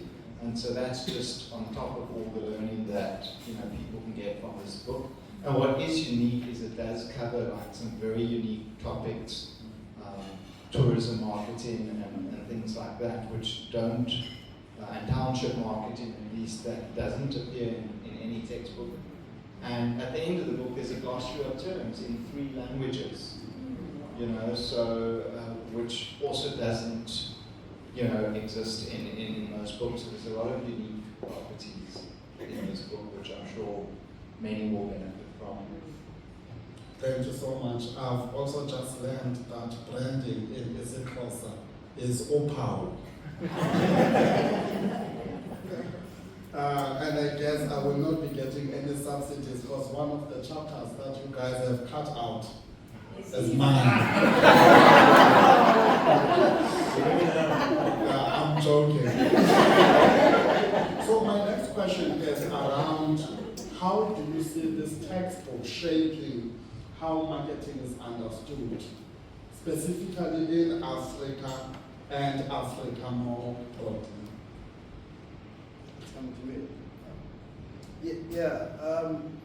We've got wishes, bro, right? We've got wishes. There's been a very important current conversation in academia for the past 10 years or so, which is called decolonization, right? We need to decolonize the curricula and right? We term it differently, right? We call it localizing. How is this book different? Is that as much as its theoretical underpinning is obviously informed by the wide reading and writing that we've done, the wide reading based on local, international sources, so on and so forth. But we wanted to contextualize it. Contextualize it in a South African context. For instance, one of the attempts that we did in trying to close these disparities between theory and practice was to actually look for industry-based case studies, right? So what's industry saying as far as marketing and management matters are concerned? What are we saying? So it's one of those where we say, let's listen. What are practitioners saying in South Africa, in Africa, on various aspects, and try and apply those. It's just one of the attempts of trying to close these gaps between theory and practice, to look at what is actually, and for that, we must acknowledge this community who widely published real-life case studies, practical case studies. So we've drawn a lot of practical context, South African cases from them, and infuse them really with what we hope with the contribution. Thank you so much. Now I have a question for Prof. Prophet. In your chapter on digital marketing, you interestingly integrated the role of artificial intelligence in shaping the modern marketing practice. Now, could you elaborate on how AI is transforming the way marketers understand, engage, and reach consumers, and what ethical considerations should marketers keep in mind when we integrate AI? Is there anything else you want to add? Yeah, fortunately, you had a great guest speaker who, so definitely kudos out there, answered half the question for me. Is that, I'll just tell you a story just quickly. My wife, she reads a lot. So during COVID, I had it, she just reading so many books, and once she's read it, that's it. I mean, she read a book in less than a day. And then the next one, and then she just chucked it out because, she's done with it. She's got a doctor brain because she's a doctor, so she reads that book, she can never read it again because she knows it for the rest of her life. So I had it with her, I said, no, you're reading too much, you need to write a book. So she reads these sweet romance, at least that's what she tells me. And so she wrote a book, and she got it published or whatever. Sweet romance in the Klein Karoo, we did all these road trips. Then Jeep also reads his medical romances with being a medical doctor, and it's also set in Stellenbosch. I can see a bit of me in the main character, and, a bit of her in the male lead, although she described the male lead as total opposite to her, but I can still see the traits. And that was cool. And the reason she wrote a medical romance is she's tired of people, the other medical romances and TV programs she watches of doctors killing people. Because she each says, the guy does this, just saved his life. She said, no, you haven't, you just killed him. You know, so she got tired, so she wants to write a medically accurate book. All of that was before AI, so she published this book, Prescription for Frozen Heart. You can Google it, Joanne Duffett, and have a look. But now she's writing a third book. And this is a medical romance time travel. It's also a genre where they jump through the centuries. And with AI now, I mean, it just started this year, and she had a shoulder op, so she's been off for 6 weeks so she can write. She said, I'm paying ChatGPT, so we've got a paid subscription. And she uses ChatGPT to help her, do research. It's much better and much quicker than Google, and gives her insight. And now that she's jumping all the way to the prehistoric period with dinosaurs, to the 10th century, to the 15th century, and she wants to be, being a doctor, accurate with everything she says. And so she doesn't refer to ChatGPT as ChatGPT, she refers to him as him. So I said, well, you're spending so much time with him, he's definitely your boyfriend, not his husband. And so she actually told ChatGPT, she said, oh, my husband calls you my boyfriend, what should I call you? He says, just call me G, So these things develop, so people are using, and some of the videos that were played as well, people are using ChatGPT as a person, as another person. So what does this mean for marketing? Like we said, search for dark kitchens or whatever the case may be. People are using it for consumer products and to find places more. Like we used to use Google, now we're using AI, except it's better because it literally talks back. And so this generative, engine authorization, search optimization is going to happen through, AI. And obviously there's a huge opportunity for marketers to use AI in many ways, especially for consumer analytics, to find out how we can be more authentic and personalized and reach customers. And that just excludes the creative capabilities of AI. In other words, it can develop ads and pictures and things like in a few seconds. Okay, yes, if you don't have the paid version, they give you 6 fingers or this or that. It's not, it does that. I played around with it. It does funny things. But it is just going to get better. So as a marketing tool, AI is just going to become another tool that we can use.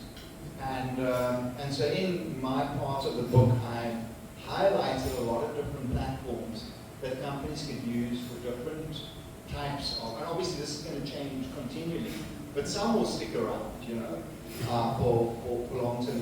That organizations can use for marketing, hopefully to reach us a bit better, and consumers actually go into AI. So it's another platform we can actually use to market our products if we can get AI to search for our products and brands. Thank you for such insightful reflection. I'd now like to open the floor to the audience for questions and comments. And remember, if your question is the best, based on my assessment, you will get a free book.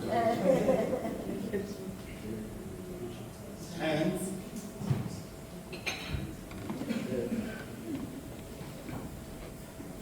Number 1, we have number 2 over there. And he has his phone. I'm thinking he's using ChatGPT.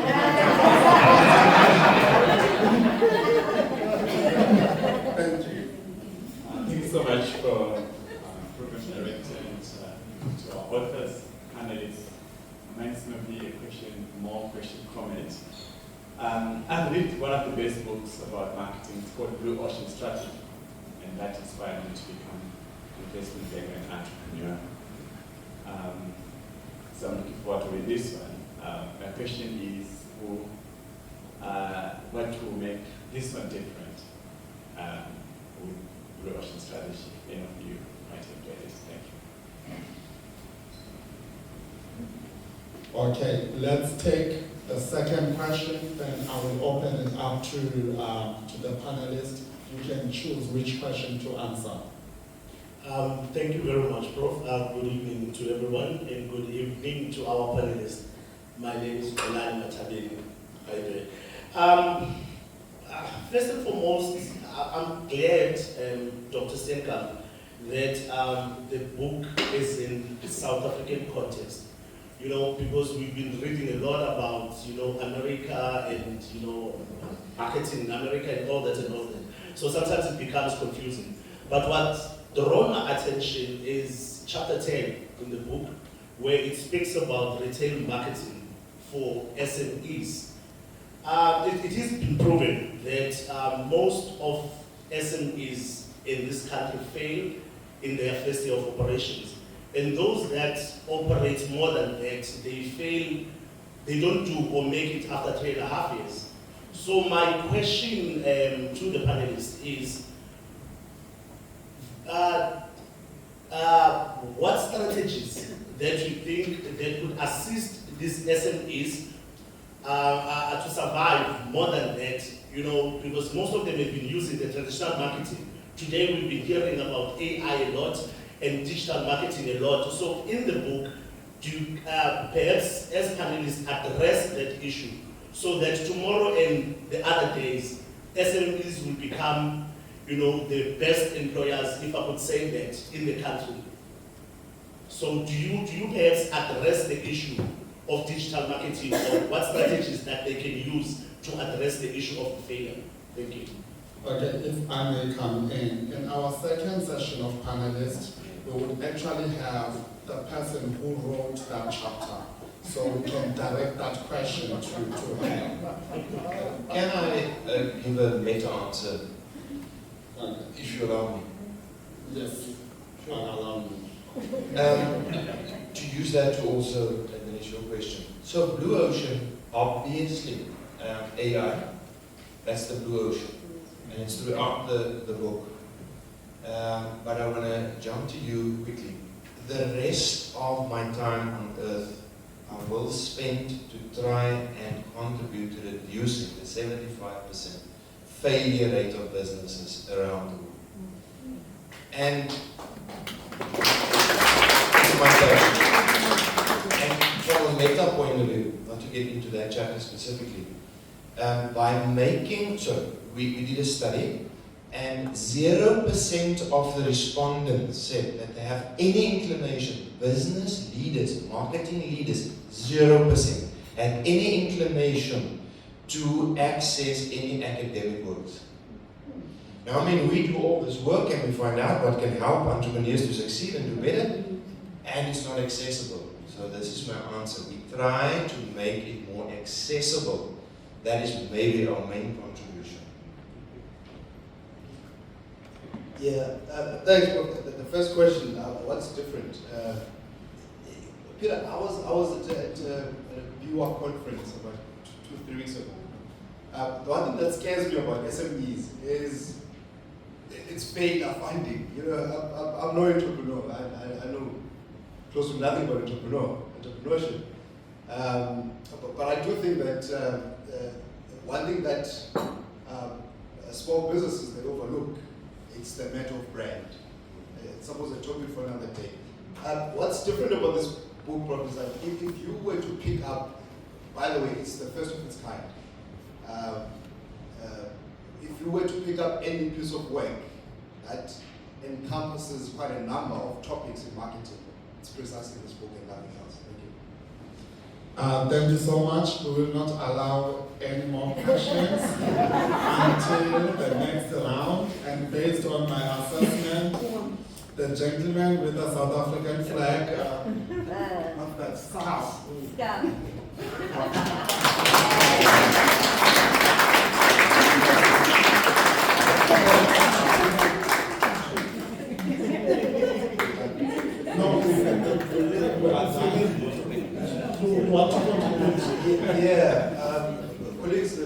the important people that played a role to this project.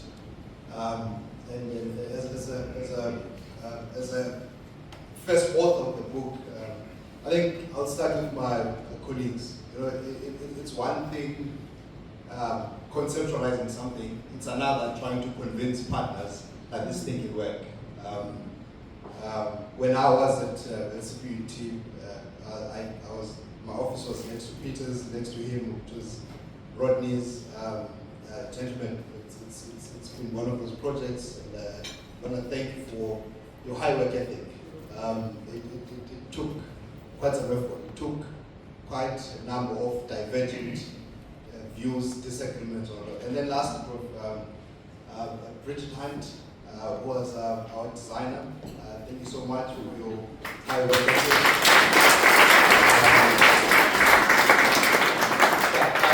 Just that I've been waiting for the people so that Bridget and Ken Barris was a language editor. Is he still in the room? No.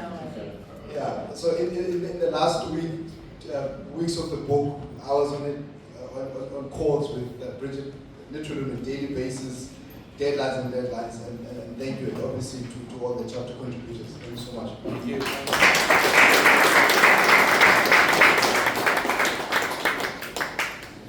A huge thank you to the editors. Now our second session of the panelists, and this will be our last session. It will just be about 10 minutes and we'll be done. I'm going to invite the people who contributed chapters in this textbook. We have Ms. Jones, who contributed chapter 8, Sales Management. We have Dr. Morris, who contributed chapter 4, Consumer Behavior. We also have Ms. Khas, who contributed chapter 10, Retail Marketing for SMEs. And lastly, we have Dr. Dube, who contributed chapter 11, Township Tourism Marketing. Is Dr. Dube here? Yes. Where's Dr. Dube?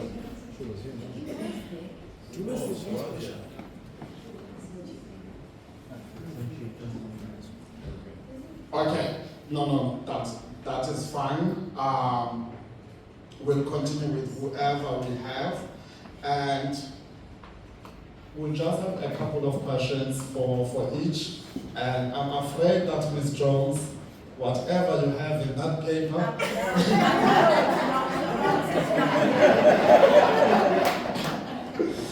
might not be the correct answer to my question.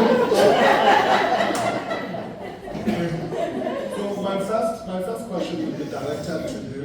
As around sales management, often being an underrepresented in marketing textbook, yet it remains a cornerstone of business performance. And my question is around what motivated you to focus on your chapter on sales management, and what unique contribution does it bring? Because in academia, usually sales management is a standalone textbook. So what contribution does it bring in that textbook? And you can also provide an overview of what that chapter is about. So if we think of, the customer journey and every single touch point on the customer journey, we will find that there is a sales function that needs to be performed. And so if we look at the world that we operate in today, there is a shift from a product focus to a customer focus. And so, as the guest speaker also indicated, we're in the business of solving problems. And so, with regards to the sales management process, we've moved from the product to the customer, and we in the business of building relationships. And companies need to use the technology. They need to use the CR systems, the data that they have, and they need to use that to build those relationships so that we're building a customer for life. and we look at the lifetime value, we're also operating, and especially in South Africa, in an environment where the culture is different. And so therefore, sales managers need to adapt to those different cultures, and it's all about strategic thinking so that we can achieve sales success, and it's about converting that customer. So if we look at the different frameworks that we work with, the sales funnels, it's not just about the awareness. At the end of the day, that customer needs to be converted. We need to look at the metrics, the conversion rates, because that is what sales is about at the end of the day. It's all about the bottom line.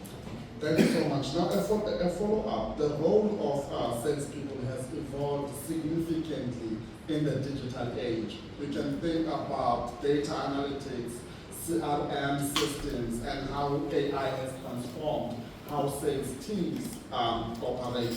Now, how does your chapter address these technological changes and strategic shifts? So, in terms of using that information, the sales function has also changed to one of a consultative approach.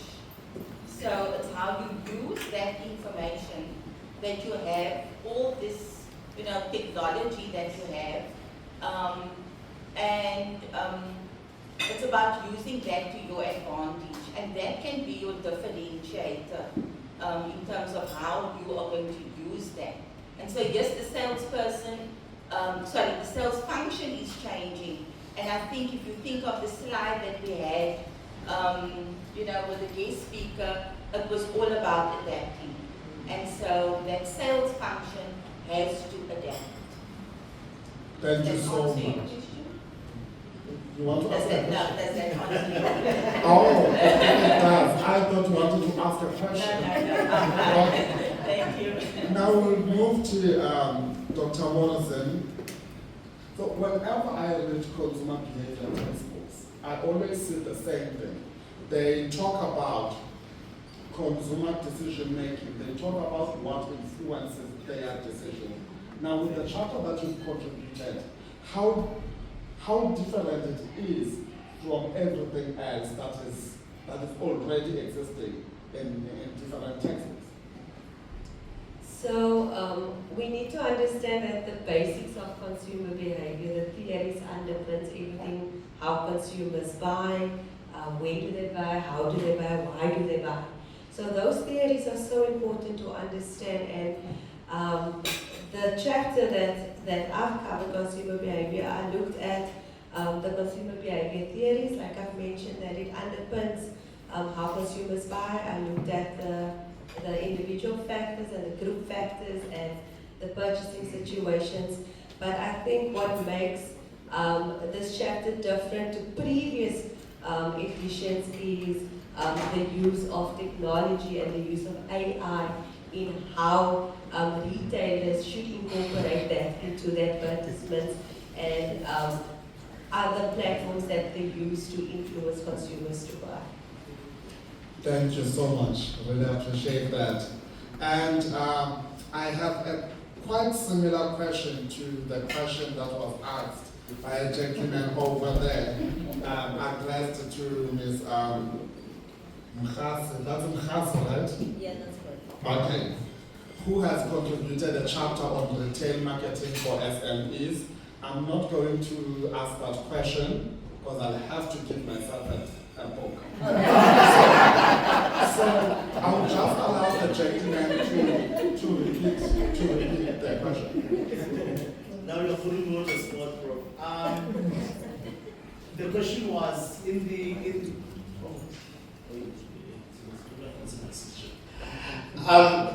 question is in the chapter 10. Is there any contribution that you included that will assist the SMEs? As we all know, it's proven that they fail. Most of them they fail in the first year of operation. Those that they make it after the first year, 3.5 or so, they don't make it beyond that. So in the chapter, that you contributed on. Is there any advice, let me put it that way, that you gave them that can assist them to operate more than that? So basically, that's a summary of the question that I asked earlier on. Thank you. Thank you, and good evening, colleagues.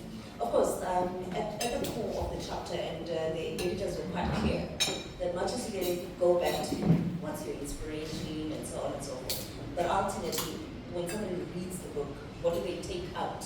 And again, it sort of responds to, we don't just do research for the sake of doing research, but is it contributing to solving societal issues?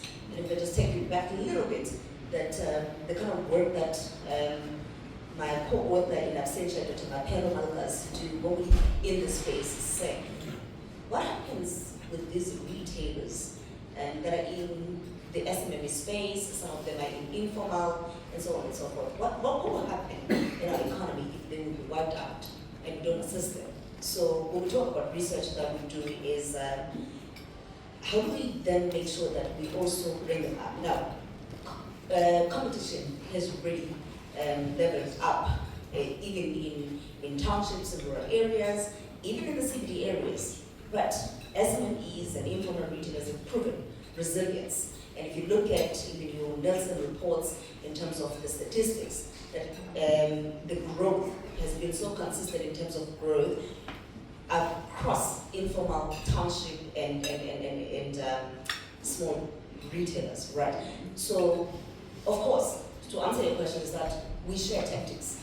And I want to draw from the keynote speaker who talked about we're back to the basics.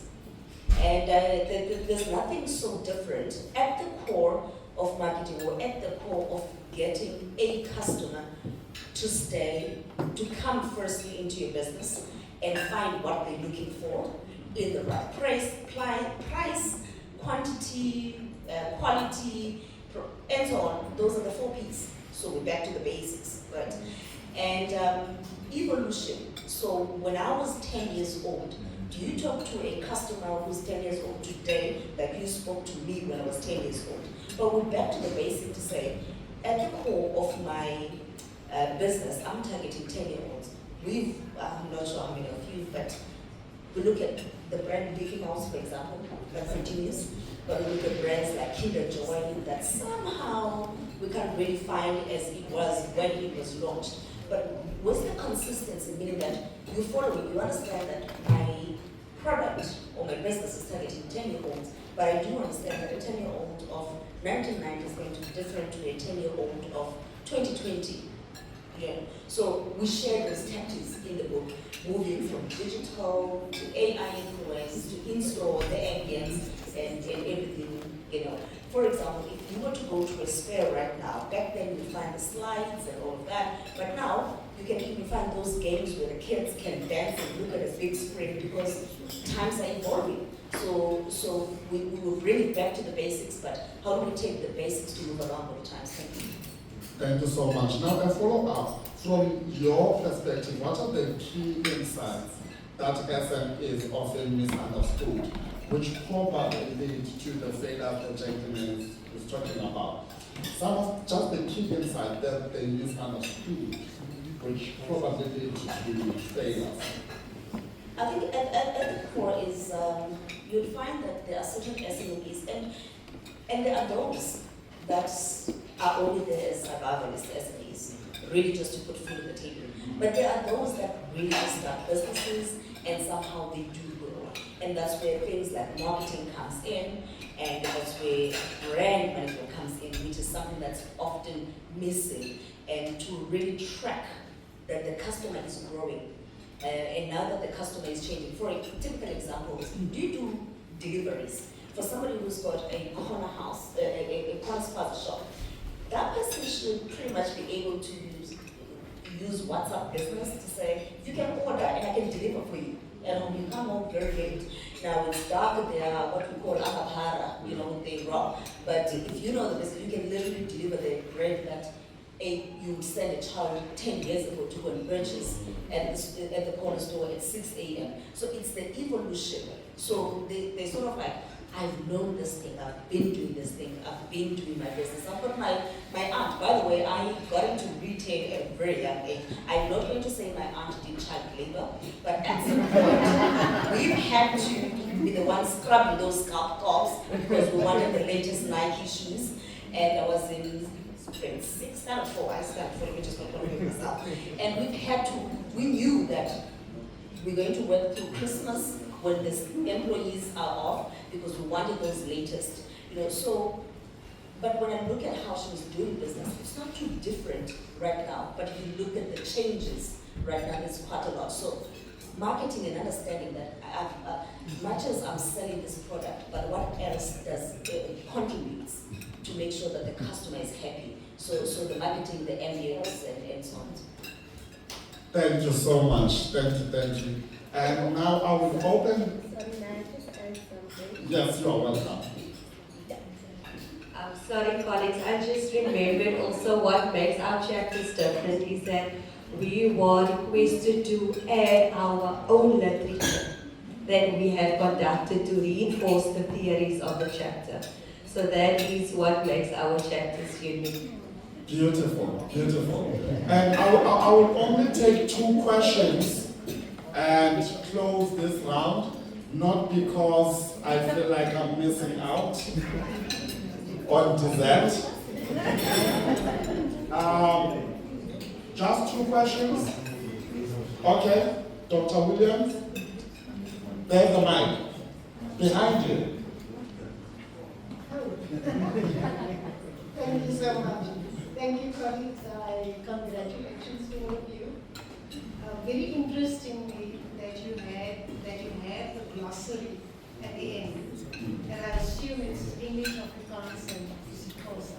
Yes. So especially when we look at SMEs and the accessibility of the book, I'm just wondering whether there's going to be an Xhosa version or edition of the book. And I think there shouldn't be, my view, if I think of accessibility, and maybe there should be another form of the book, maybe a short-term form, a simpler form, in Xhosa for it to be accessible. What's your views on this? Who would like to take that question? Ms. Jones?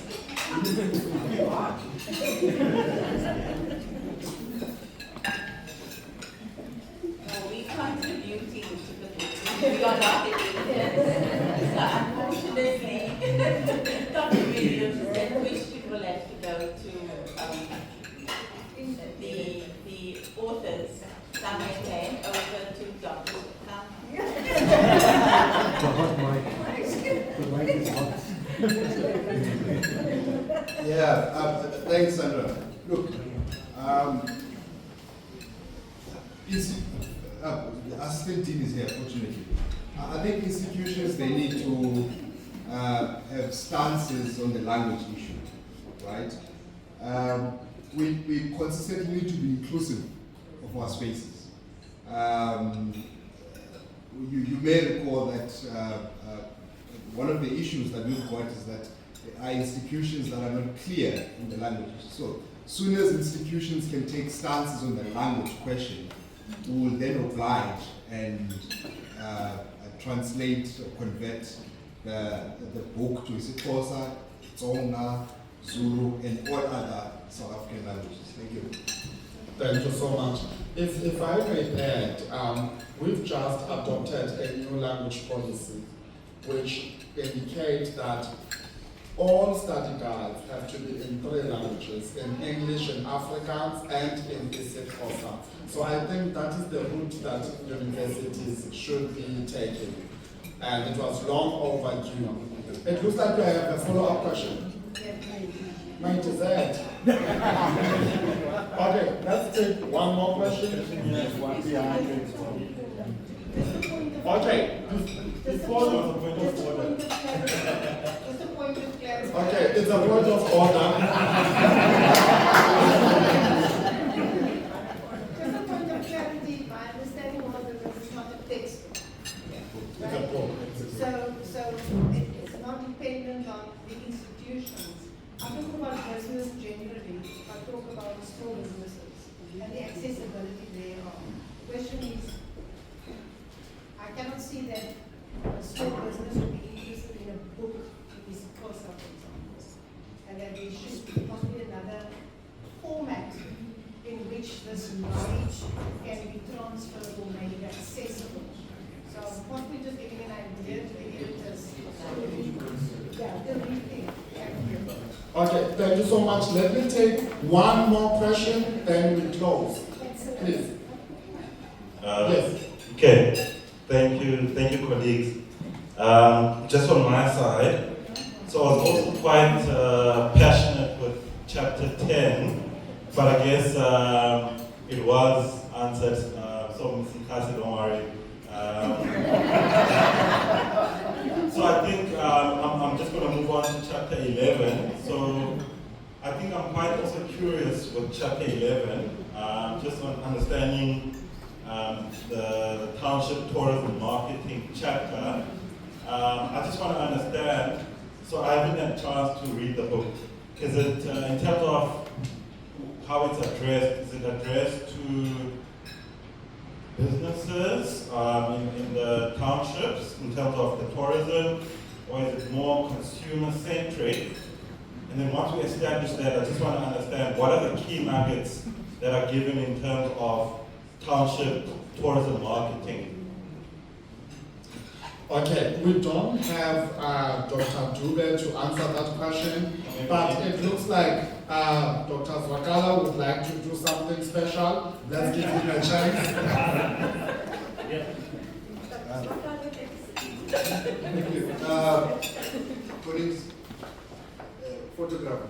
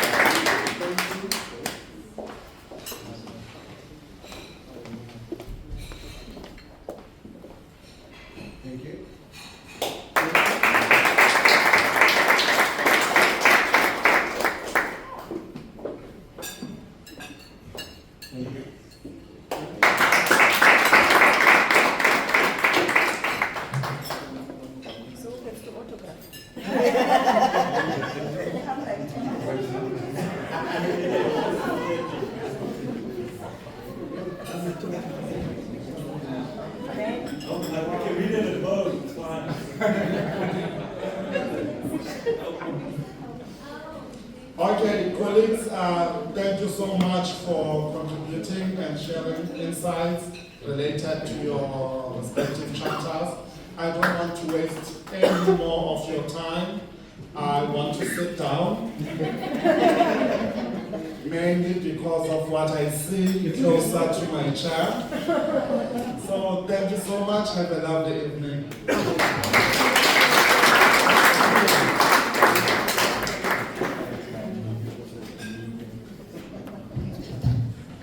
Thank you, Prof. Modinga. Thank you for the two panels and for the information that came out. I like the fact that it is a cross-curricular book, because some of the big problems that we have is that students don't know how to integrate different aspects of marketing.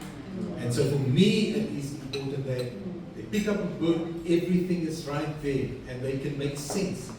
Because sometimes you ask a student concerning the 4 P's of marketing, they just walk out of a marketing class and they don't know what you're talking about in the sales class. So this ties it all nicely together, but I in my conversations with Dr. Steenkamp, I spoke to him about perhaps looking at a workbook, because for me, knowledge is good, but applied knowledge for me is even more important. So I like the fact that it could be a textbook, because we also need to work outside of just preparing our students for exams.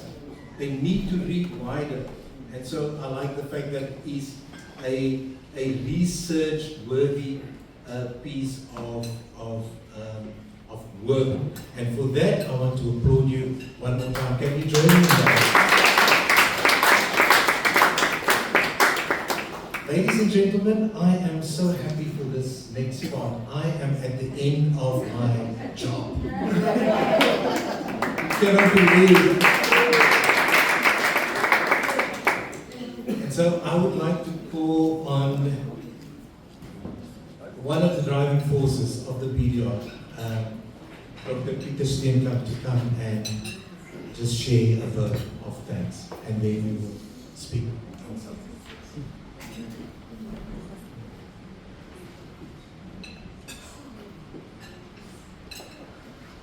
So friends, my job is a very enjoyable one, to thank people who made tonight possible. So like Mandy, this, they all know. I can't remember names. So we want to thank the CPUT Hotel School for this wonderful event that they hosted for us tonight, like they always do.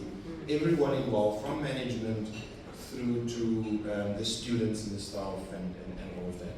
Thank you very much. Then we want to also thank, and I just need to get to Tertia's WhatsApp because she keeps me in line. We want to also thank MCD for the sound and Nikki Photography for the wonderful pictures. We want to thank then Professor Rodney Duffett for the overview of the BDR Hub, what we're about and why we are who we are. Professor Madinga for his skillful interviews around the book and the book launch. Thank you once again for doing this. All panel members, all chapter contributors, those that are here tonight and those that are not with us, they will get their books in the coming week via courier service.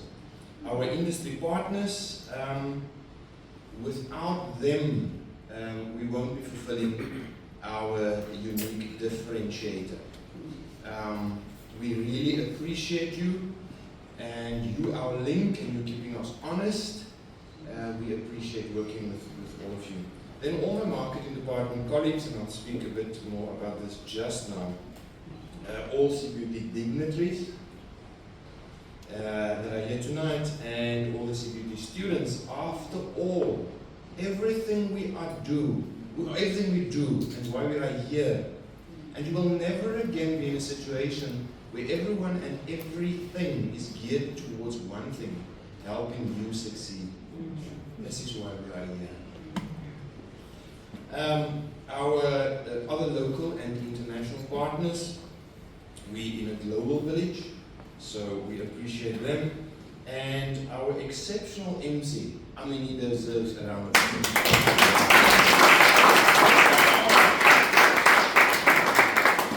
Skillful MC.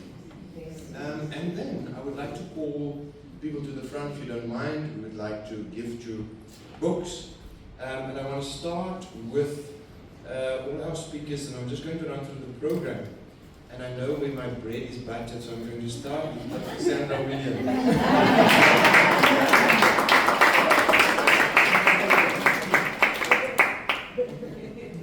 Well played, Peter. Well played.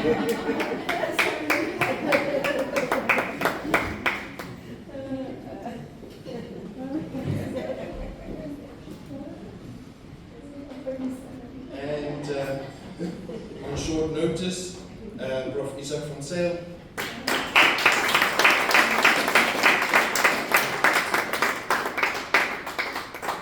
Thank you. And then Llewellyn Church.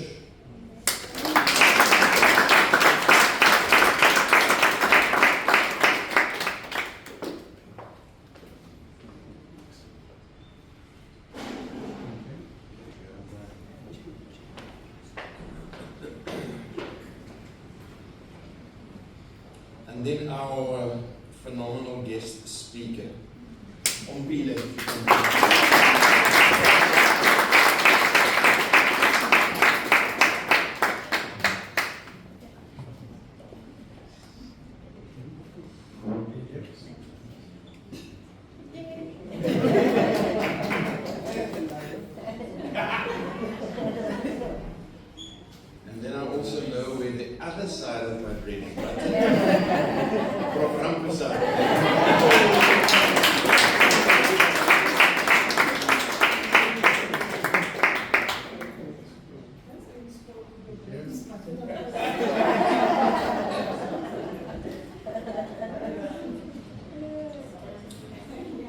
also want to call to the front Mr. Maseko from the Advancement Department, who contributed a lot to making this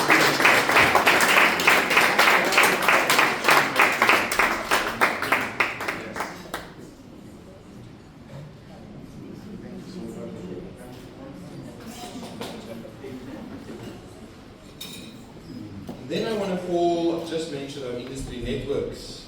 Sven, if you would please come to the front.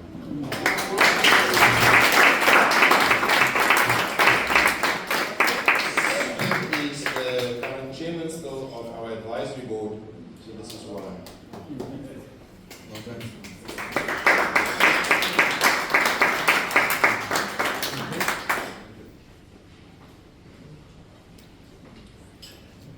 Ken has already left, and then believe it or not, Bridget will now for the first time a real coffee.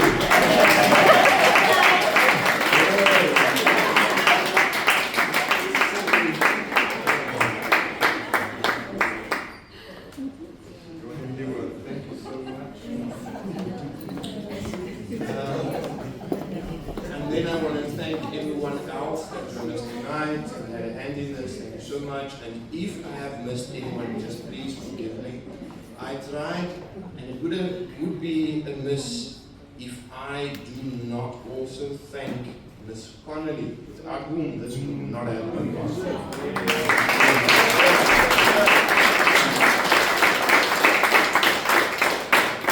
on that note, Tertia, I believe we have 2 gifts, additional gifts. One for our guest speaker once again. There's more.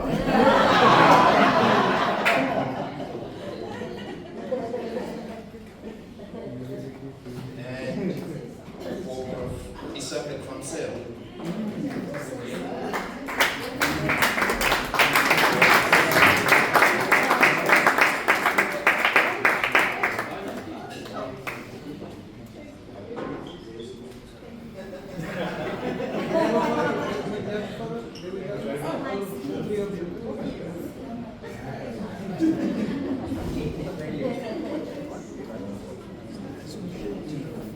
And then lastly, for Professor Madinga.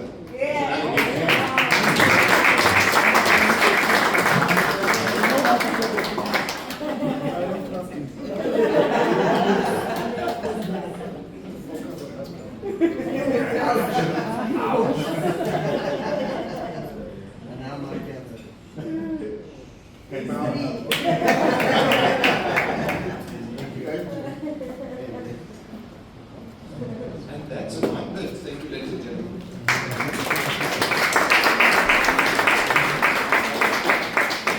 Okay, ek het amper gesê nie so vinnig meneer. Okay, so at the start of the evening, Dr. Stenka, you must we said you must say your prayers towards Copenhagen and well wishes. And I can now confirm, drum roll please.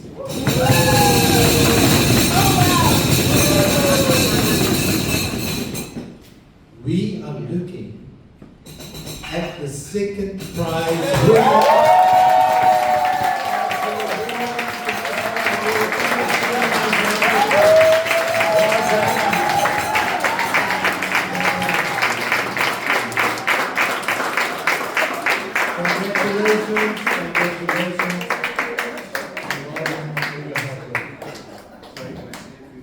Yes? Thought I should use this, and I don't want to make it about me. But the only reason why we even made it onto the short list for this international award is simply because I am part of this phenomenal department.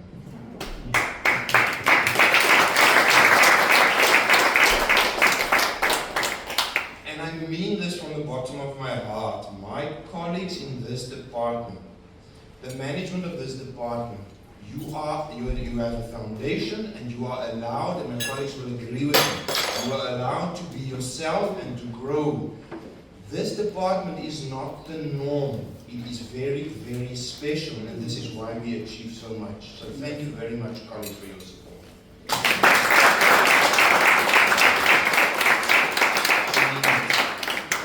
The glossary, for instance, at the back of this book, I started and I developed the English version of it. We then had workshops where my colleagues were present. We brought in translators, and they sat through hours and hours to help us develop this English Afrikaans possible. This is just one example of what we do, and we do it without hesitation for each other any given day. Then I just want to share this with you. The group that came third is called Virtue EU. EU. It is a group, it is 10 universities in the EU that banded together. They invested hundreds of millions of rand into winning this thing and to making this possible. They placed third.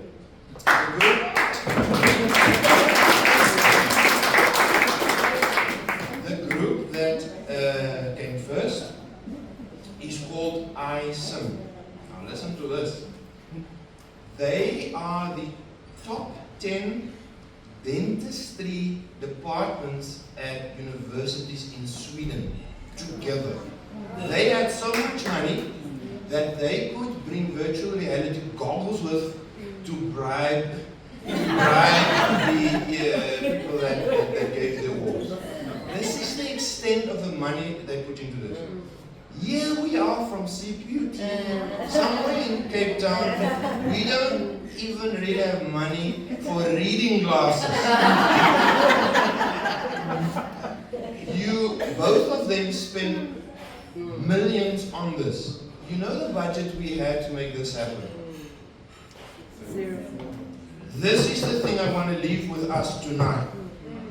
Trikus Du Plessis, the first South African world champion of UFC fighting, for those that are into that, he's got a saying and he says, "Hulle weet nie wat ons weet nie." They do not know what we know. I can tell you tonight what they do not know is that we win based on grit and determination, and we fight hard.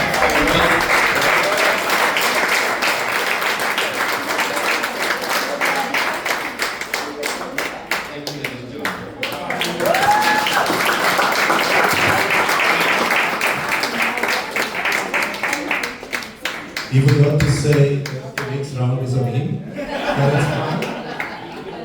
Ladies and gentlemen, thank you very much. Enjoy the rest of the evening. There's some drinks on the table. You're more than welcome to finish that. I don't think we've got a curfew.